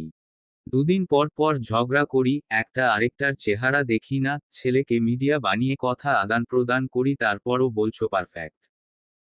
দুটো ভিন্ন মেন্টালিটি, দুটো ভিন্ন পার্সোনালিটির মানুষ একসাথে থাকলে বুঝি ঝগড়া হয় না? মতের অমিল হয় না? Don't know. সিনেমাটিক কথাবার্তা। পুরোপুরি অবান্তর। ঝগড়া না করেও সংসার করা যায়। আদৃত বড় করে একটা শ্বাস ফেলে। ঈশা বলে, এত বড় দীর্ঘশ্বাসের কারণ কি? তোমাকে বিয়ে করে আমার কত শত লস হয়েছে সেটারই হিসেবই কষছি। ঈশা চোখ ছোট ছোট করে তাকায়। আদৃত কাঁধ ঝাঁকিয়ে বলে, আমি সত্যি কথা বলছি। তা কি করে ক্ষতিপূরণ দেওয়া যায়? বিয়ে করবেন আরেকটা মেয়ে খুঁজো। বিয়ে করা তো স্বভাব। আরেকটা বিয়ে করে স্বভাবের কাজ করে ফেললেন। বিয়ে করার পর তোমার পদক্ষেপ কি? হাতদা, রামদা, বটি, ছুরি সবই আছে ঘরে। পরবর্তী পদক্ষেপ হিসেবে কোনটা ইউজ করা যাবে সেটাই মুখ্য বিষয়। আদৃত হাসে। আমার লসের হিসেব শুনবে? না শুনে উপায় আছে। তোমাকে বিয়ে করার পর থেকে অহংকারী শাফায়েত সিদ্দিক কোথায় যেন হারিয়ে গিয়েছে। আগে জীবনেও লোকাল বাসের দুয়ারে যেত না। জীবনেও নিউ মার্কেটের ধারের কাছে যায়নি। তোমার জন্য সব করতে হয়। শাফায়েত সিদ্দিক জীবনে কাউকে সরি বলেনি। তোমার জন্য তাকে দিনে অন্তত একবার হলেও সরি বলতে হয়। আগে আমি যা বলতাম তাই হতো। এখন ঘরে আরেকজন সর্বেসর্বা। যে কারো দিকে রাগী চোখে তাকালেই সে ভয় পেত। অথচ শখের মহিলা ভয়টয় আগে পেলেও এখন পায় না। চোখ রাগালে উল্টো গালে চুমু খায়। মানে কি সব আজব কাজকারবারের। আগের 30-এর নিচের শাফায়েত সিদ্দিক হলে ঘরে যে মা ছেলের যুদ্ধ লাগে তখন দিতাম দুটোকে। আর এখন ভাবি তোরা যা ইচ্ছা কর, আমার উপর কিছু না আসলেই হয়। আজীবন আহসান ভাইয়ার সাথে বাদরামো, তোত্তারামো, দুষ্টুমি করে মজা পেতাম। আহসান ভাইয়া ছাড়াও অন্যকে জ্বালিয়ে শান্তি পেতাম। এখন তোমার হুবহু চেহারার এবং অভ্যন্তরীণভাবে নিজের হুবহু কপির কার্যকলাপ দেখে বেকুব হয়ে যাই। মানে কিছু কিছু কাজ করে তৎক্ষণাৎ আমাকে বোকা বানিয়ে ফেলে। কিছু না করে টরেও গাধা হয়ে বসে থাকি। মানে আমারই প্রোডাক্ট, আমাকেই ছুরি মারে। ভাবা যায়। লসই তো সব। ঈশা হেসে উঠে। আদৃত বলে, সারা দুনিয়ার মানুষ জানে শাফায়েত সিদ্দিক ইন্ট্রোভার্ট। অথচ একজনের সামনেও চরম এক্সট্রোভার্ট। আপনার তো ভীষণ লস হয়ে গেল। গরম রক্ত পুরোপুরি ঠান্ডা হয়ে গিয়েছে বোধহয়। 12-13 বছর আগের বশো আদৃতকে খুঁজে পাই না আজকাল। ঈশা আদৃতের বাহুতে নাক ঘষে। আদৃত বলে, আজকাল শুক্রবারে বন্ধুবান্ধবদের সাথেও ঘুরতে যেতে ইচ্ছে করে না। মনে হয় বাসায় বউ ছেলে থাকলে সময় আরো ভালো কাটবে। আগের সিংহপুরুষ বশো আদৃত বিয়ের পর ভেড়া হয়ে গেল নাকি। আদৃত ঈশার দিকে রেগেমেগে কটমট করে তাকায়। ঈশা হাসে তা দেখে। আদৃত চেতে গিয়ে নিজের বাহুর উপর থেকে ঈশার হাত সরিয়ে দেয়। খিসহিসিয়ে বলে, don't dare to touch me. Isha জোরে হেসে উঠে। আদৃত মুখ ঘুরিয়ে ফেলে। ঈশা আদৃতের বাহু আবারও জড়িয়ে ধরে। আদৃত বলে, ধরতে নিষেধ করেছি না। আপনি মিনিটের মধ্যেই চেতে যান কি করে। তুমি আমাকে কোন সাহসে ভেড়া বলেছে? আমি ভেড়া? মজা করেছি পাগল। তুমি আমার সাথে কথা বলবে না। তো কার সাথে বলবো? যে তোমার সব তার সাথে বলো। আপনিই তো আমার সব। আদৃত সরু চোখে তাকায়। ঈশা আদৃতের বাহুতে মাথা ঠেকিয়ে বলে, আমার ছেলেটা জানেন আমার এক্স বসের মতো খ্যাপা হয়েছে। কেউ কিছু বললেই ধুমধাম রেগে যায়। বড় ভাইবোনেরা মজা করে কথা বললে রেগে যায়। আমি একটু মজা করে কিছু বললে রেগে যায়। মানে খালি রাগই করে। বয়স সবে 7। অথচ রাগ দেখলে বোঝার উপায় নেই বয়স এত কম। অনেক এনালাইসিস করার পর বুঝলাম আচ্ছা ছেলে তো আমার এক্স বসের মতো হয়েছে। কিছু করার নেই। ছেলেকে পেটে নিয়ে এক্স বসের চেহারা দেখেছো কেন? চেহারা না দেখলে তো আর এমন হতো না। এক্স বসের চেহারা না দেখলেও শান্তি লাগে না। তাহলে এখন আফসোস করছো কেন? ঈশা আদৃতের পাঞ্জাবির কলার ধরে টেনে বলে। আদৃত, আপনি অ্যানিভার্সারির দিনও এমন করবেন? তুমি আমাকে ভেড়া বলেছ কেন? জানো না এইসব পছন্দ করি না। ভুল বলেছি। আপনি আসলে খ্যাপা পুরুষ। বাড়াবাড়ি হচ্ছে। আচ্ছা ক্ষমা করুন স্যার। আদৃত ঈশার হাত মুঠোয় নিয়ে ঈশার হাতের তালু, নখ খুঁটে খুঁটে দেখতে থাকে। ঈশা বলে, বিয়ের পর আপনার অনেক কিছু চেঞ্জ হয়ে গিয়েছে না? হু। আমি খালি চিন্তা করি একটা মানুষ মুহূর্তের মাঝেই কি করে রেগে ফায়ার হয়ে যায়। আদৃত জবাব দেয় না। ঈশার হাতের উল্টোপিঠে আঙুল স্লাইড করতে থাকে। ঈশা আদৃতের কাঁধে মাথা রাখে। কি অদ্ভুত। ছেলেটা শুধু দেখতেই আমার মতো হয়েছে। বাকি সব আপনার মতো। ডিএনএ টেস্ট করার কোনো প্রয়োজনীয়তা নেই। ভালো হয়েছে। ছেলে বাপের মতো হবে না তো চাচার মতো হবে। বাপ চাচারা পুরোপুরোই একই ধাঁচের। ভালো হয়েছে। মুডটা ঠিক করুন। আদৃত আগে থেকেই হৃদয় কুঁচকে রেখেছিল। এখন আরো কুঁচকে ফেলে। তুমি মুড ঠিক করে দাও। কি করতে হবে? আদৃত ঈশার দিকে পূর্ণদৃষ্টিতে তাকায়। ঈশা চোখ সরিয়ে ফেলে। ধীর কণ্ঠে বলে, বয়স বেড়েছে, অথচ দৃষ্টি এখনো বাজে। আদৃতের শুনে ফেলে। বলে, নির্দিষ্ট একজন প্রতি মানুষের চোখের ভাষা ভিন্ন থাকে। বাজে থাকে, খারাপ থাকে, অভদ্রের মতো থাকে। এটাও কপি করেছেন? না, এটা নিজের ব্রেন থেকে বলেছি। এই জনই ভালো হয়নি। আদৃতের কড়া চাহনি দেখে ঈশা গিলে ফেলে। তৎক্ষণাৎ বলে, এই জন্যই চমৎকার হয়েছে। ভালো বললে খারাপ হয়ে যেত। অপমান করা হয়ে যেত। চালাক হয়েছ ভালোই। বাবা ছেলে দুজনেই তো চালাক। ওদের সাথে থাকতে থাকতে আমিও হয়ে গিয়েছি। আদৃত চোখ সরিয়ে নেয়। ঈশা মিষ্টি হেসে আদৃতের হাতের উপর হাত রেখে বলে, লাভ ইউ। মিটু। এভাবে মুখ কালো করে কে বলে? ঠিকঠাক ভাবে বলুন। বলেছি না একবার ঘটা করে, সুন্দর করে। আর পারবো না। সাচ আর রুড ম্যান। ফু। ঈশা ভ্রু কুঁচকে বলে, বাড়াবাড়ি। কি না কি বলেছি তাতে ফুলে গিয়েছে। ভাল লাগে না। ঈশা উঠে যেতে নিলেই আদ্রিত হাত টেনে বসিয়ে দেয়। আদ্রিত চোখ রাঙিয়ে বলল, জায়গাটা চিনো না, জানো না, ভাব নিয়ে কোথায় যাচ্ছ? ভাব আপনি দেখাচ্ছি। ওকে ফাইন, বসো। ঈশার হাতে টান মেরে ওকে বসিয়ে দেয়। আদ্রিত পাঞ্জাবির পকেট থেকে একটা বক্স বের করে। ঈশা বলে, কি এখানে? বিয়ের রিংয়ের মতো এটাও সব সময় পরে থাকবে। ব্রেসলেট বের ঈশার ডান হাতে পরিয়ে দেয়। হাতের উল্টো পিঠে চুমু খেয়ে বলে, কখনো যেন খুলতে না দেখি। ঘড়ি পরো বাম হাতে। ডান হাতে এটা এটার মতো থাকবে। আপনার চয়েস খুব সুন্দর। Age always. আপনার জন্য কিছু আনিনি আমি। আমার সব আছে। কিছুই লাগবে না। না। শুধু পাশে থেকে সাপোর্ট করলেই হবে। ঈশা মুচকি হেসে বলে, ওকে। তবে চলুন উঠি। ছেলেকে নিয়ে আসি। ওকে সাথে নিয়ে একটু ঘোরাঘুরি করি। কাবাবে হাড্ডি ঢুকাতেই হবে। হুম। ফাইন। হাড্ডিটা আমারই। আজব আজব কথাবার্তা। আদ্রিত ঈশার হাত ধরে বেঞ্চ থেকে উঠে দাঁড়ায়। ঈশার হাত ধরেই গাড়ি পর্যন্ত যায়। ঈশা গাড়িতে বসে। আদ্রিতও গাড়ির ভিতর বসলে ঈশা আদ্রিতের গলা জড়িয়ে ধরে ওর গালে টুপ করে চুমু খায়। হয়েছে। রাগ পড়েছে। আদ্রিত ঈশার দিকে এগোয়। বলে, না। তারপর ঈশার ঘাড়ের পেছনে হাত রেখে ঈশার অধরে অধর মিলিয়ে দেয়। ঈশা বড় বড় চোখ করে তাকায়। খানিকটা পর ছেড়ে দিয়ে সোজা হয়ে বলে, এখন কমেছে। ঈশা আদ্রিতের দিকে তাকিয়ে থাকে। আদ্রিত মীরের দিকে তাকিয়ে চুল ঠিকঠাক করছে। আদ্রিত যতক্ষণ চুল ঠিক করে, ঈশা ততক্ষণ তাকিয়ে থাকে। আদ্রিত ঈশার দিকে তাকিয়ে বলে, ওয়ার, আরো লাগবে। আপনি কেমন যেন। কেমন? মানে কেমন একটা। Better half. আমার আচরণে কখনো বিরক্ত হও না। সত্যি বলবো। হুম। হই। আপনি মানুষটার আচরণে মাঝে মাঝে ভীষণ বিরক্ত হই। তবে আপনার স্বামী, বাবার রূপটায় কখনো বিরক্ত লাগে না। বাবার কথা জানি না।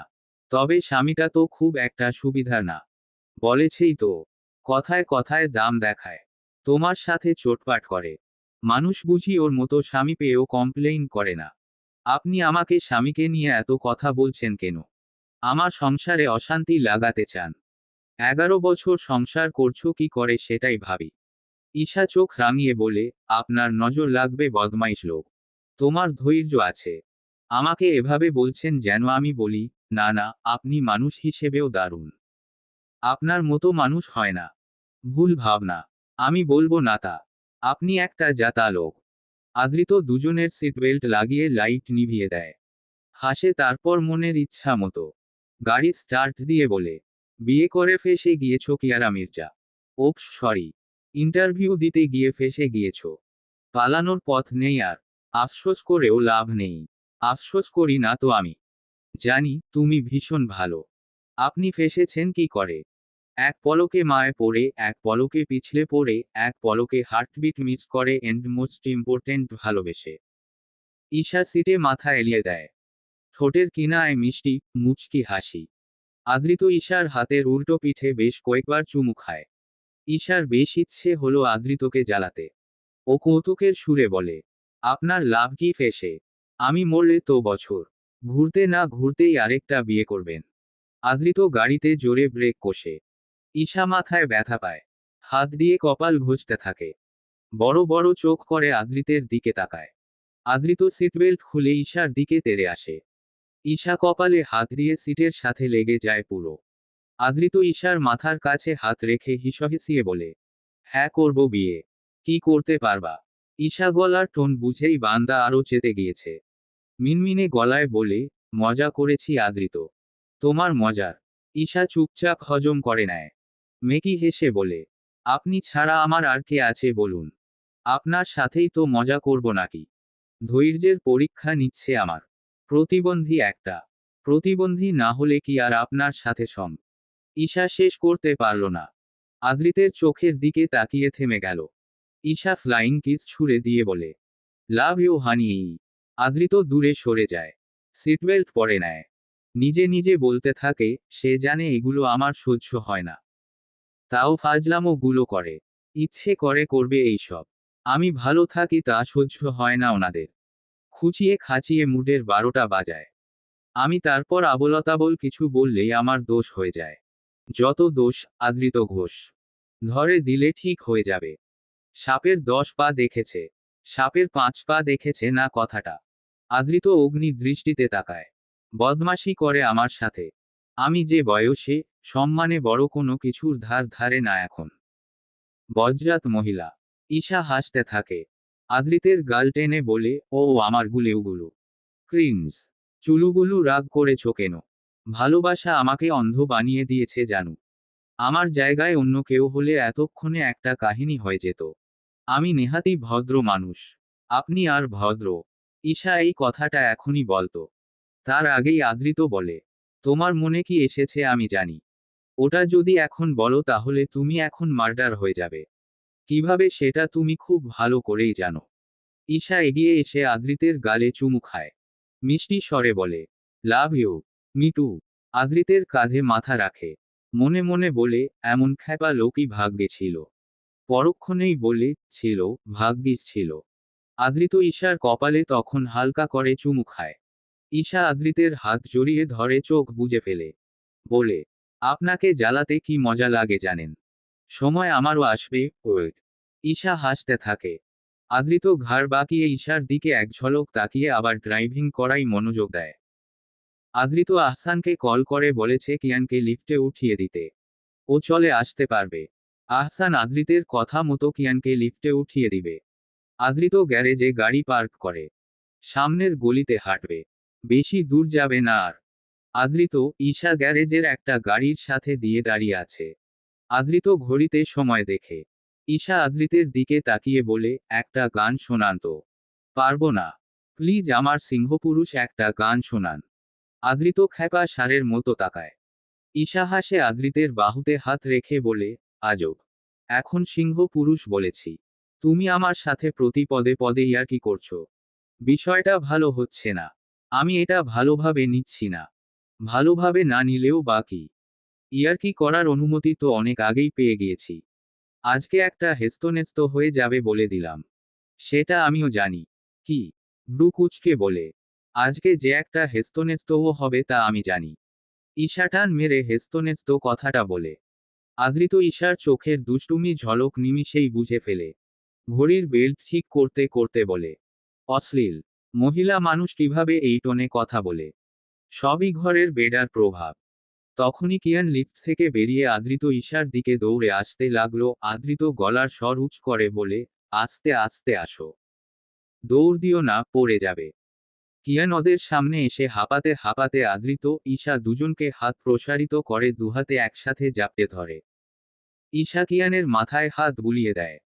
আদৃত ঈশার দিকে তাকিয়ে ঈশার এক কাঁধ জড়িয়ে ধরে বলে, আমাদের গল্পগুলো অল্প সময় ঘর পাতালো। তারপর পথ হারালো তোমায় আমায় নিয়ে। আদৃত কিয়ানকে কোলে তুলে নেয়। বলে, আমি হচ্ছি লম্বা চওড়া। তুই আমার ছেলে হয়ে এত ছোটখাটো কি করে? এখনো ধুমধাম কোলে উঠিয়ে ফেলতে পারি। তোকে হতে হবে বর্ষর। যাতে আমি আর তোকে কোলে না উঠাতে পারি। এখনো কোলে নিতে পারি কেন হুম। ব্যাপার কি? শুরু হলো বাবা ছেলের আবোলতাবোল কথা বলা। এই লোকের জন্যই তো কিয়ান এত উল্টাপাল্টা কথা বলে। ছেলে বাবার চমৎকার একটা বৈশিষ্ট্য পেয়েছে। একটা না, আসলে সব বৈশিষ্ট্যই বাবার পেয়েছে। ঈশা কিয়ানের মাথায় হাত বুলিয়ে দিয়ে আদৃতের হাত জড়িয়ে ধরে আদৃতের বাহুতে মাথা রাখে ক্ষীণস্বরে বলে, উহু, আমাদের নিয়ে। বিভিন্ন রঙে আমাদের জীবনকে রঙিন করে দিয়ে। কি মাম্মা? কিয়ান তাকিয়ে অবুঝ গলায় বলে, আমাদের হরেক রঙে মেশানো গল্পগুলো। ইনা রুদ্ধকে ডাক দিল কয়েকবার। রুদ্ধ ঘুমের মধ্যে কপাল কুঁচকে ফেলে। ইনা রুদ্ধর পিঠে আলতো করে চাপড় মেরে বলে, জান উঠো না। রুদ্ধ এক চোখ খুলে ঘুম ঘুম গলায় বলে, কি? একটু উঠো না। কেন? তোমার একটা জিনিস দেখাবো। দেখাও। উঠো না রে। রুদ্ধ মুখ কুঁচকে উঠে বসল। ইনা যা দেখাবে সেটাকে চমৎকার বলে আবার ঘুমিয়ে পড়বে। খারাপ লাগলেও খারাপ বলা যাবে না। না হলে এই ছুটির ভোরে কপাল থেকে ঘুম উবে যাবে। শুক্রবারে এত ভোরে কোন পাগলে ঘুম থেকে উঠায়? ইনা ওর সামনে কিট রাখে। রুদ্ধ হাতে নিয়ে দেখে। ঘড়ির দিকে তাকায়। 6:30 বাজে। কিটটা ইনায়ার কোলে ছুঁড়ে মেরে পুনরায় শুয়ে পড়ে। পাশবালিশ জড়িয়ে ধরে বলে, ভোরবেলা প্র্যাঙ্ক করে ভাই। খুব জঘন্য প্র্যাঙ্ক। ইনা চাপা স্বরে চেঁচিয়ে উঠে। রুদ্ধ বিশ্বাস করো আমি একটুও অবাক হই নাই। ফাতরা প্র্যাঙ্ক ছিল পুরো। নেক্সট টাইম থেকে এইসব আর করবে না। ইনা বেশ কিছুক্ষণ শান্ত দৃষ্টিতে রুদ্ধর পিঠের দিকে তাকিয়ে থাকে।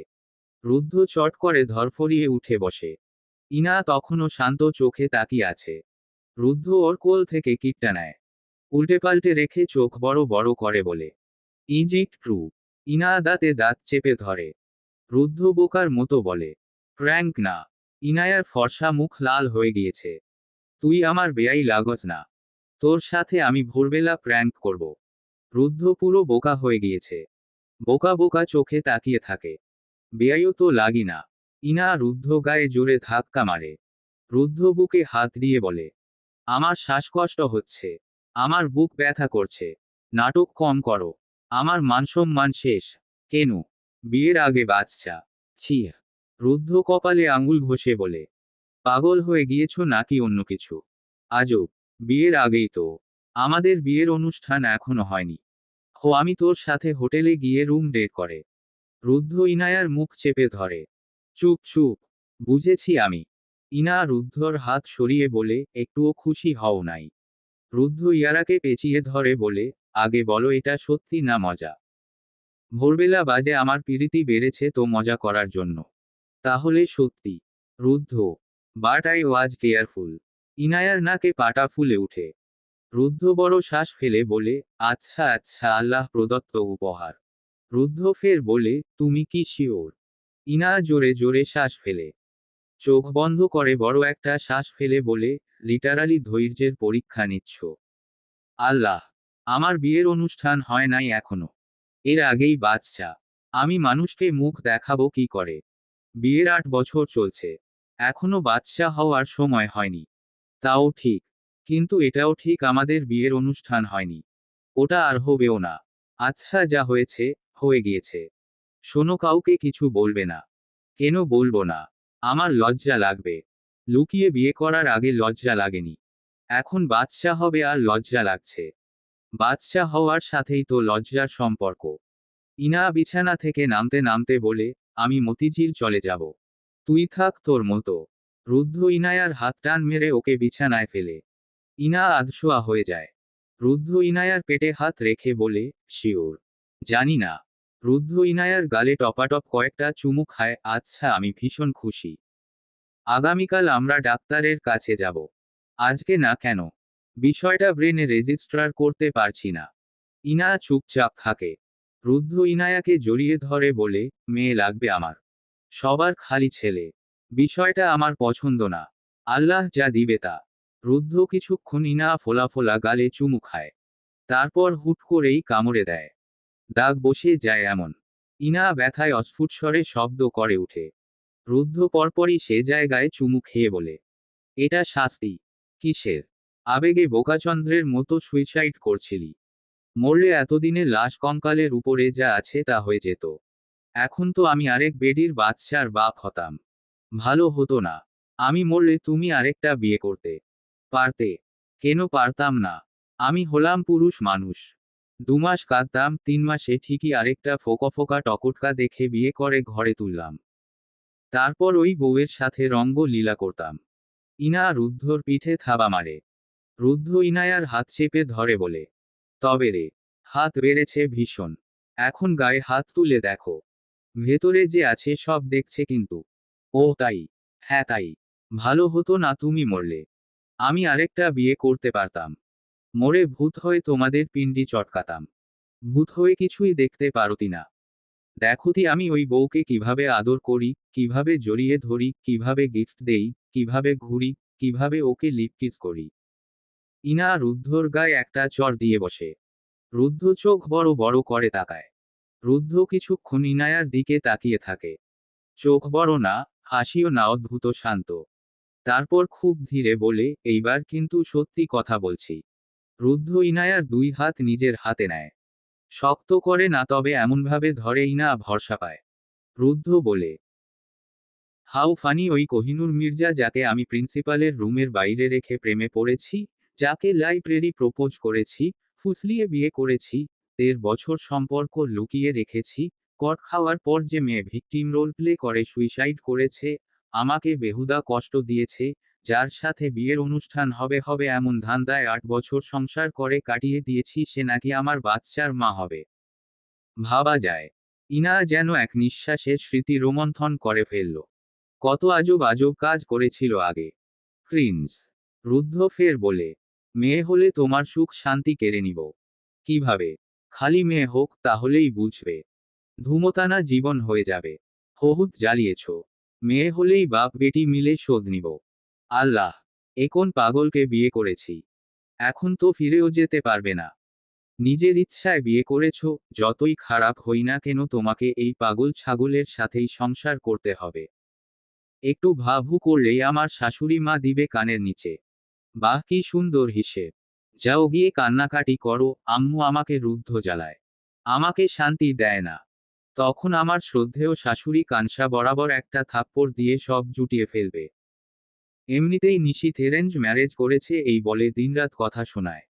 ইনা আফোস করে শ্বাস ফেলে। রুদ্ধ ওকে আরেকটু শক্ত করে জড়িয়ে ধরে। কপালে চুমু খেয়ে বলে, ব্রেনে যদিও এখনো বিষয়টা রেজিস্ট্রার করতে পারিনি, বাট ইয়াহ আমি অনেক খুশি। মেয়ে হলে আরো খুশি হব। কুহেলিকা সিদ্দিকের আম্মু। ইনা মুচকি হাসে। রুদ্ধ ওই মুচকি হাসি দেখে গা জ্বালিয়ে দেওয়া গলায় বলে, বাট আমি মুখ দেখাবো কিভাবে মানুষকে? আমার তো লজ্জা লাগবে। না মানে বিয়ের আগেই বাচ্চা? ইনা দাঁতে দাঁত চেপে বলে, রুদ্ধর বাচ্চা। রুদ্ধ ইনায়ার পেটে হাত নাড়িয়ে বলে, এই যে এখানে। ইনা থেমে যায়। মানুষ নাকি বাচ্চা হওয়ার কথা শুনবে খুশি হয়, আবেগে আপ্লুত হয়। এদিকে রুদ্ধ, ওর তো ফাজলামোই শেষ হয় না।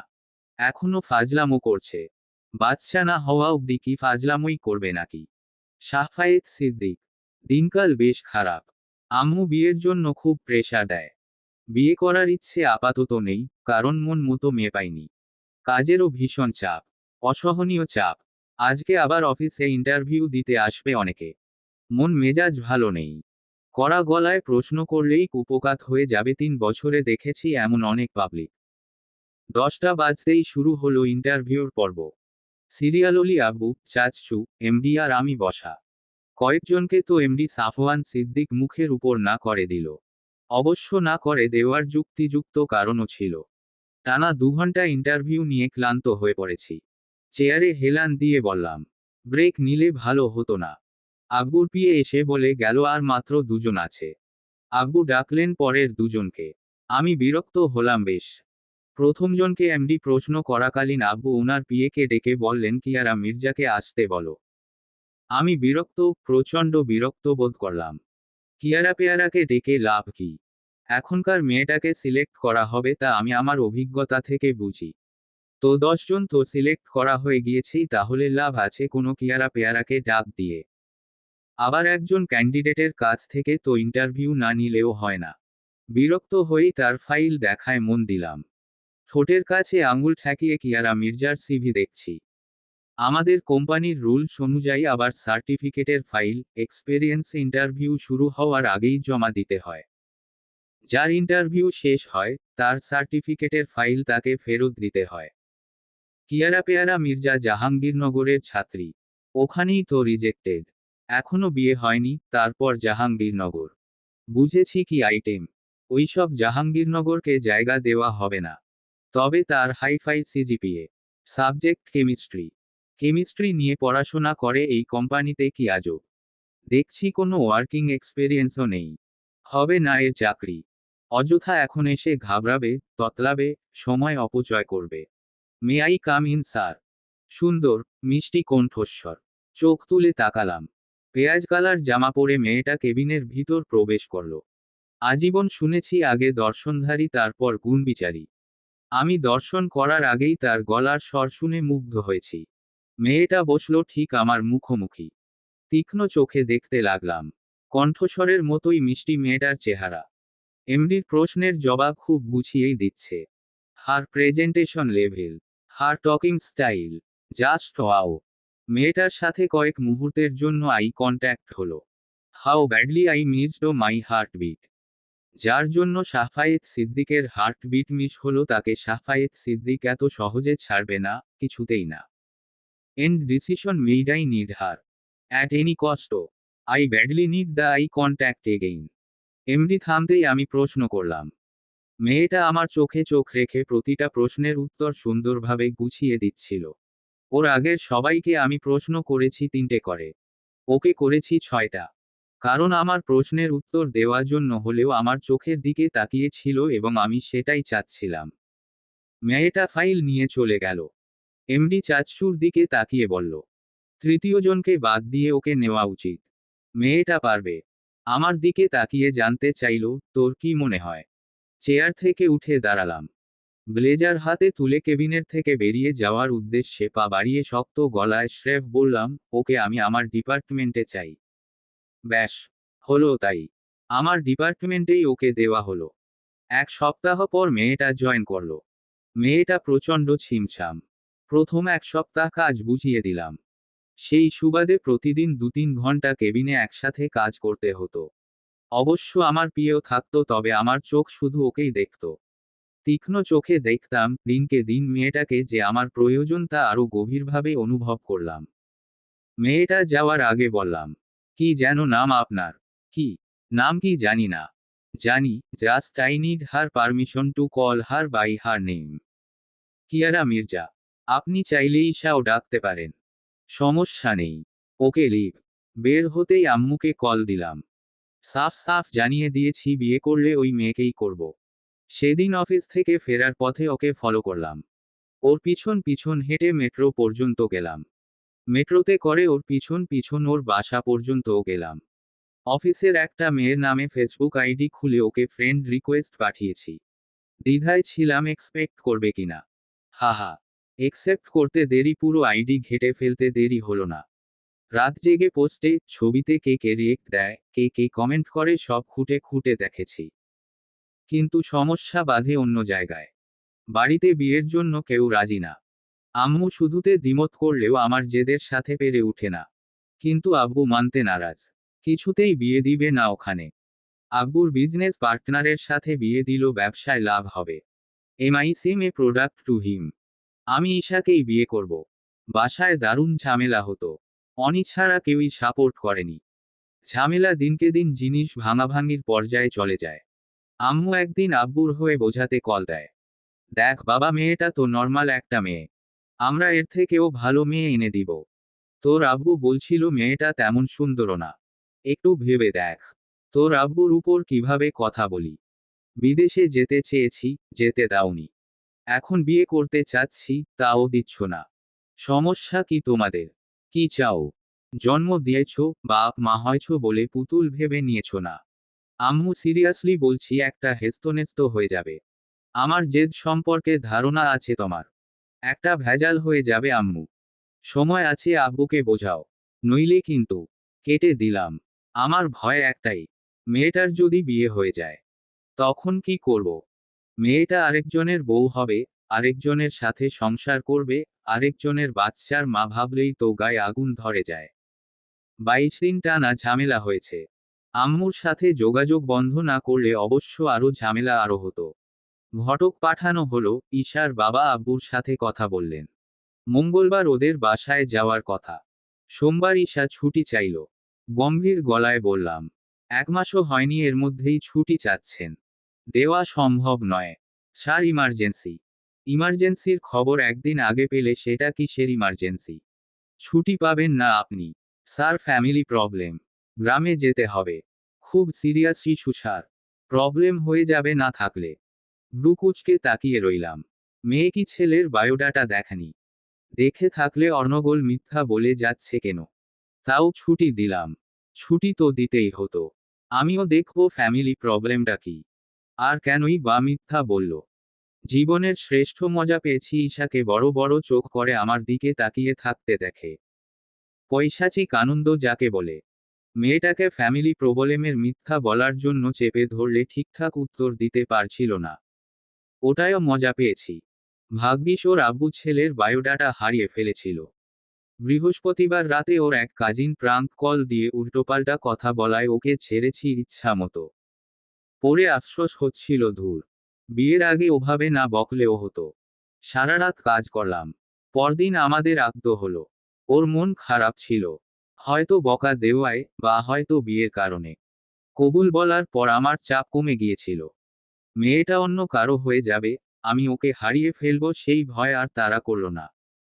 দীর্ঘ 1 মাস পর ওকে পাশে নিয়ে স্বস্তির ঘুম দিয়েছিলাম। ও ঘুমিয়ে পড়ার পর ইচ্ছে করে পিছন থেকে জড়িয়ে ধরেছি। ওর মাথা বুকে চেপে ধরে হৃদয়কে ঠান্ডা করেছি। ওর ঘুমের সুযোগ নিয়ে চুমু খেয়েছি। কি হতো যদি ও এইসব জানতে পারত? দুজনেই কাজে ব্যস্ত হয়ে পড়ি। মাঝে বুঝতে পারি অনি কেন আমাকে সাপোর্ট করেছে। ওই দেখছে আমার পছন্দে বিয়ে হবে তা নিয়েই এত ঝামেলা। আর ও তো লুকিয়ে বিয়েই করে ফেলেছে। ওর না জানি কি হয়।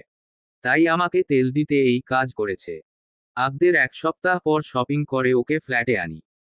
অগোছালো ফ্ল্যাটটাকে সাজিয়ে গুছিয়ে ফেলে, যেভাবে আমার জীবনের আগোছালো অনুভূতিগুলোকে সাজিয়ে গুছিয়ে নিজের জায়গা করে নিয়েছে।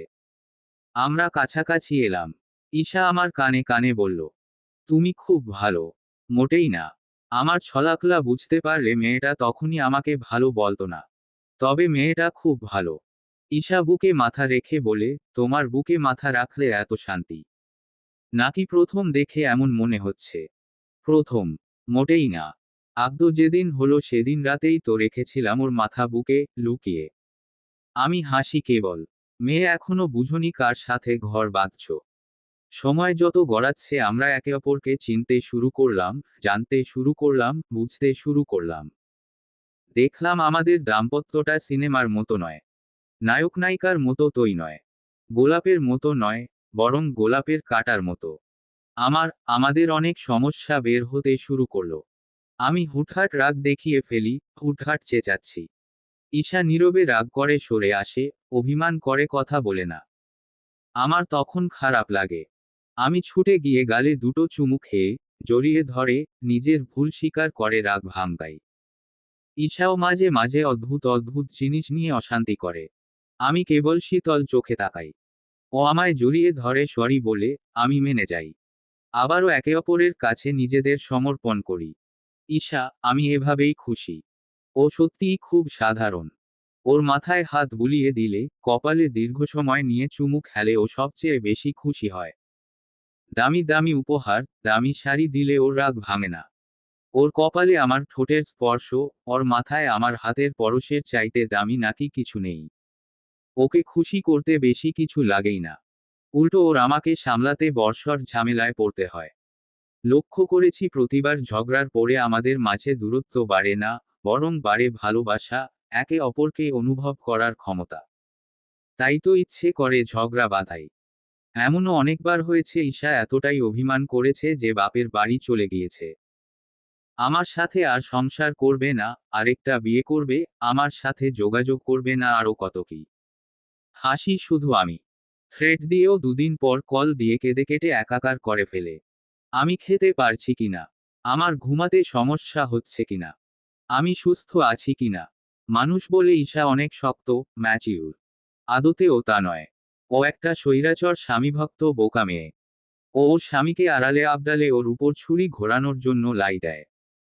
ও স্বাবলম্বী তাও দিন শেষে স্বামীর কাছে মাথা নুয়ে নিজেকে স্বামীর অধীনস্থ করে সুখ পায়। যা বলি তাই করে। যখন সেটা চাই তাই দেয়। কখনো আমাকে কিছু মুখের উপর নিষেধ করে না। কিন্তু আমি ওকে অনেক কাজেই বাধা দেই। ও হাসি মুখে মেনে নেয়। কারণ ও জানে আমি ওর ভালো চাই। আমরা ভালো থাকতে চাই। আবার মাঝে মাঝেই রেগে মুখ লাল করে বলে, আমার ঠেকা নেই আপনার কথা মানার, আমার সাথে থাকার। একটু পরই জড়িয়ে ধরে বলে, এই সব ঠেকা না আমারই। সারাদিন শেষে আমরা বারান্দায় বসে চাকরি খেতে খেতে গল্প করি। ও ওর সারাদিনের কাহিনী আমাকে শোনায়। একদম দাড়ি কমা সহ। ওর কোনো কিছু আমার অজানা নয়। কিন্তু আমার অনেক কিছুই ওর অজানা। আমি চা খেতে পারতাম না, এখন পারি। ও চায়ের কাপে 2-1 বার চুমুকও দেই। ঈশাও কফি খেতে পারতো না, এখন ও কফি খেতে পারে। বারান্দায় একটা কয়েল জ্বালিয়ে সারা ঘরের লাইট নিভিয়ে অন্ধকারে আমরা গল্প করি। আমি খুব মনোযোগ দিয়ে শুনি সেই কণ্ঠস্বর যার প্রেমে আমি পড়েছিলাম খুব জঘন্যভাবে। পাগলের মতো। একদিন মাঝরাতে ঈশা প্রশ্ন করে, তুমি কি বিয়ের আগে আমাকে নিয়ে কিছু ভাবতে? নাকি সরাসরি আম্মাকে বলেছিলে আমাকে বিয়ে করতে চাও? আমি ওকে বুকে আগলে রাখি। বিয়ের আগে কি কি করেছি, ওকে নিয়ে ঠিক কি কি ভেবেছি তা সব জানতে পারতো, তবে ও কি করত? মূর্ছা যেত? খুশি হতো নাকি আমাকে ছ্যাঁচড়া মনে করত? নাকি কিংকর্তব্যবিমূঢ় হয়ে তাকিয়ে থাকতো? আমি খুব মজাদার মানুষ নই। আমাকে যদি বলা হয় মুখ গুমরা করে বসে থাকো, তবে আমি সারাদিন ওভাবে থাকতে পারবো। কিন্তু ঈশা আমাকে ওভাবে পছন্দ করে না। অন্তত ওর সাথে। ঈশা চায় আমি ওর সাথে গম্ভীর, মুডি হয়ে না থেকে ওর সাথে মজা করি। ওকে খোঁচাই। ওর সাথে বন্ধুর মতো মিশি। এই যে ঈশাকে পিঞ্চ মেরে কথা বললে আমাকে পাগল ছাগল বলে, মেকি রাগ দেখায়, বকাবকি করে, পড়ে ঠিকই মিটিমিটি হাসে। লাজুক হাসি দেয়। নিজের মতো হেসে কাজ করে। মাঝে মাঝে আমাকে চুমু খায়। পরপরই বলে, আমি কিন্তু কিছু করিনি। থাক, আমি করি না হয়। কদিন খুব গম্ভীর হয়েছিলাম। মারাত্মক কাজের চাপ ছিল তখন। তাছাড়া ওভাবে সবসময় খোঁচাখুচি করে তো আমিও ক্লান্ত হয়ে পড়ি। দুদিন ভালো ব্যবহার করলে ঈশা চিন্তিত হয়ে পড়ে। কোনো কারণে রাগ করেছি কিনা। সরি বলে মাথা খারাপ করে ফেলে। আমার পছন্দের খাবার রান্না করে মানানোর চেষ্টা করে। আমিও মাঝে মধ্যে তাই আদর, যত্ন পাওয়ার লোভে ইচ্ছে করে গম্ভীর হয়ে যাই। আমার বউ আমাকে ভালোবেসে, আদর যত্ন দিয়ে কিছু না করেও মানায়, অনুরোধ করে, যেমন ছেলে, তেমন হয়ে যাও না। আবার তেমন হলে বলে, আপনি এমন কেন? অফিস থেকে ফিরে ঘামে ভেজা শার্ট ওর গায়ে মারলে বিরক্ত হয়, চিল্লাচিল্লি করে। আবার না মারলে মুখ কালো করে প্রশ্ন করে, আমি কি কিছু করেছি? রেগে আছেন? আমার বউয়ের মনের ভাষা খুব কঠিন। ওটা সহজে বোঝা যায় না। তাই চাইলেও নিখাদ ভদ্রলোক হয়ে সংসার করা হয়ে ওঠে না। আরেকটা মজার ব্যাপার, ওকে আমার শাশুড়ি বকাবকি করে আমাকে আপনি করে ডাকার জন্য। তুমি করে বলতে বলে। ঈশা তো আমাকেই শুরু থেকেই তুমি করে ডাকে। আমাদের একান্ত সময়ে, যে সময়টা শুধু আমাদের, শুধু আমাদের, শুধু ওর আর আমার। লোক দেখানো কাজ আমার বউ করে না। ঈশা ডার্ক রোমান্টিক কথাবার্তা সহ্য করতে পারে না। আমি বললে লজ্জা পায়, মূর্ছা যায়, পালাই পালাই করে, তবে বিরক্ত হয় না। রাগ করে না, তবে রাগ করার ভান করে। মুখ লাল হয়ে যায়। আমাকে ইচ্ছা মতো বকে। আমি অপেক্ষায় থাকি তৃতীয় মিনিটের। তৃতীয় মিনিটেও আমার গলা জড়িয়ে ধরে গদগদ হয়ে বলে, তুমি খুব ভালো। ও খুব লাজুক, ঠান্ডা, শান্ত মেয়ে। আমি কাছে গেলেই লজ্জায় লাল হয়ে যায়, একদম শান্ত হয়ে যায়। আবার ওই লাজুক মেয়ে বিয়ের 1 মাস সেলিব্রেট, 6 মাস, 1 বছর সেলিব্রেট করতে ক্যান্ডেল লাইট ডিনারের আয়োজন করে, নিজে সুন্দর করে সাজে, চারদিক সুন্দর করে সাজায়। কাপল ডান্সের ব্যবস্থাটা প্রতিবার আমিই করি। তারপর ও আবার লজ্জায় লাল হয়ে যায়। আমি ভালোবাসি, ও আমাকে প্রশ্রয় দেয়। ওর আত্মমর্যাদা আমার কাছে এলে থাকে না। চরম বেহা, নির্লজ্জ হয়ে যায় ও। তাই তো আমার সংসার এখনো টিকে আছে। She loves me more than me. It's like I fall first but she fall harder. ঈশাকে বেটার হাফ ছাড়া একটা নামও দেইনি। ও আমায় অনেকগুলো দিয়েছে। মিস্টার ঝামেলাবাজ, খ্যাপা, শার্ক, খারুশ, ভণ্ড, ইতর, বাটপার, আরও অনেক আছে। বাকিগুলো বলা যাবে না, কারণ ওগুলো একান্ত মুহূর্তের ডাক, যা শোনার, জানার অধিকার আমি ছাড়া কারো নেই। মাঝে মধ্যেই ঈশা প্রশ্ন করে ওকে ভালোবাসি কিনা। হয়তো করি বা করি না। তবে আমার এই অনুভূতির হিসেব দিলেও এগুলোর ভার বহন করতে পারবে। আমি জানিও পারবে না। কেঁদে কেটে পাগল হয়ে যাবে। তাই আমি এত কিছু কখনোই বলবো না। আমরা কক্সবাজার, রাঙামাটি, সিলেট, বান্দরবন, সাজেক সব জায়গা ঘুরেছি, কোথায় ঘুরিনি। রাত 12টায় গাড়ি বের করে কলিজা হাতে নিয়ে রাতের শহরও দেখেছি। নিজেদের মধ্যে দারুণ সময় কাটিয়েছি। নতুন ফ্ল্যাটে উঠেছি, গাড়ি বদলেছি, ছেলে হয়েছে, বয়স বেড়েছে, কালো চুলের মাঝে আজকাল ভালোই সাদা চুল চোখে পড়ে, যে কালার না করে উপায় থাকে না। ওটায়ও কাহিনী আছে। চুল কালার করলে ও ব্যঙ্গ করে বলবে, বুড়ো বয়সে জোয়ান সাজা হয়। ঢং। কালার না করলে বলবে, আমি কি এমন বুড়ো বিয়ে করেছিলাম? এত সাদা চুল চোখে পড়ে কেন? পাগল মহিলা একটা। আমি শুধু মনে মনে হাসি এই সব কাণ্ডে। আমার জীবনটা খুব পরিপাটি। আগে ছিল না, ও পরিপাটি করে দিয়েছে। 28-এর সাফায়েত সিদ্দিকের মতো ছন্নছাড়া নয়। ঈশা এখন নতুন নামে ডাকে। ছেলের নাম অনুসারে কিয়ানের বাবা। আদৃত নামটাও খুব সূক্ষ্মভাবে একান্ত সময়ের ডাক হয়ে গিয়েছে। জীবনের এমন পর্যায়ে আছি যে অভিযোগ করার কিছু পাই না। একদিন ঈশা কথায় কথায় বলে, আপনি আমার জীবনে না এলে কি হতো কিয়ানের বাবা? এত সুখ কোথায় পেতাম? মাঝে মাঝেই খুব ভাবুক হয়ে যাই। ভাবি কি হতো আমার যদি কিয়ারা মির্জা ইন্টারভিউটা দিতে না আসতো? কি হতো আমার যদি ঈশা আগে থেকেই বিবাহিত হতো? কি হতো আমার যদি ঈশা আমায় বিয়ে করতে রাজি না হতো? কি হতো যদি আমার বউ আমায় এতটা ভালো না বাসতো? কি হতো আমার যদি আমার বেটার হাফ আমার জন্য এতটা স্যাক্রিফাইস না করতো?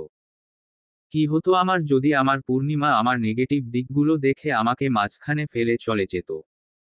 কি হতো যদি আমার অভিমানিনী আমাকে না বুঝতে পারছো? কি হতো আমার যদি আমার জীবনসঙ্গিনী আমার অগোছালো জীবনটা গোছানোর দায়িত্ব না নিত? কি হতো আমার যদি আমার ছেলের মা আমাকে এত সুন্দর ফুটফুটে একটা ছেলে উপহার না দিত? ভাগ্য আমার সহায় কখনোই ছিল না। ছোট থেকে অনেক পাওয়া, না পাওয়ার মাঝে বড় হয়েছি। সব থাকলেও অনেক কিছুই ছিল না। তবে ওর ক্ষেত্রে ভাগ্য আমার সহায়। ওর জন্য অনেক কিছু পেয়েছি। আমি জানিও না থাকলে আমার জীবনের সব রং হয়তো হারিয়ে যেত। হতে পারে ও অন্যদের কাছে সাধারণ, হতে পারে ও আহামরি কিছু না।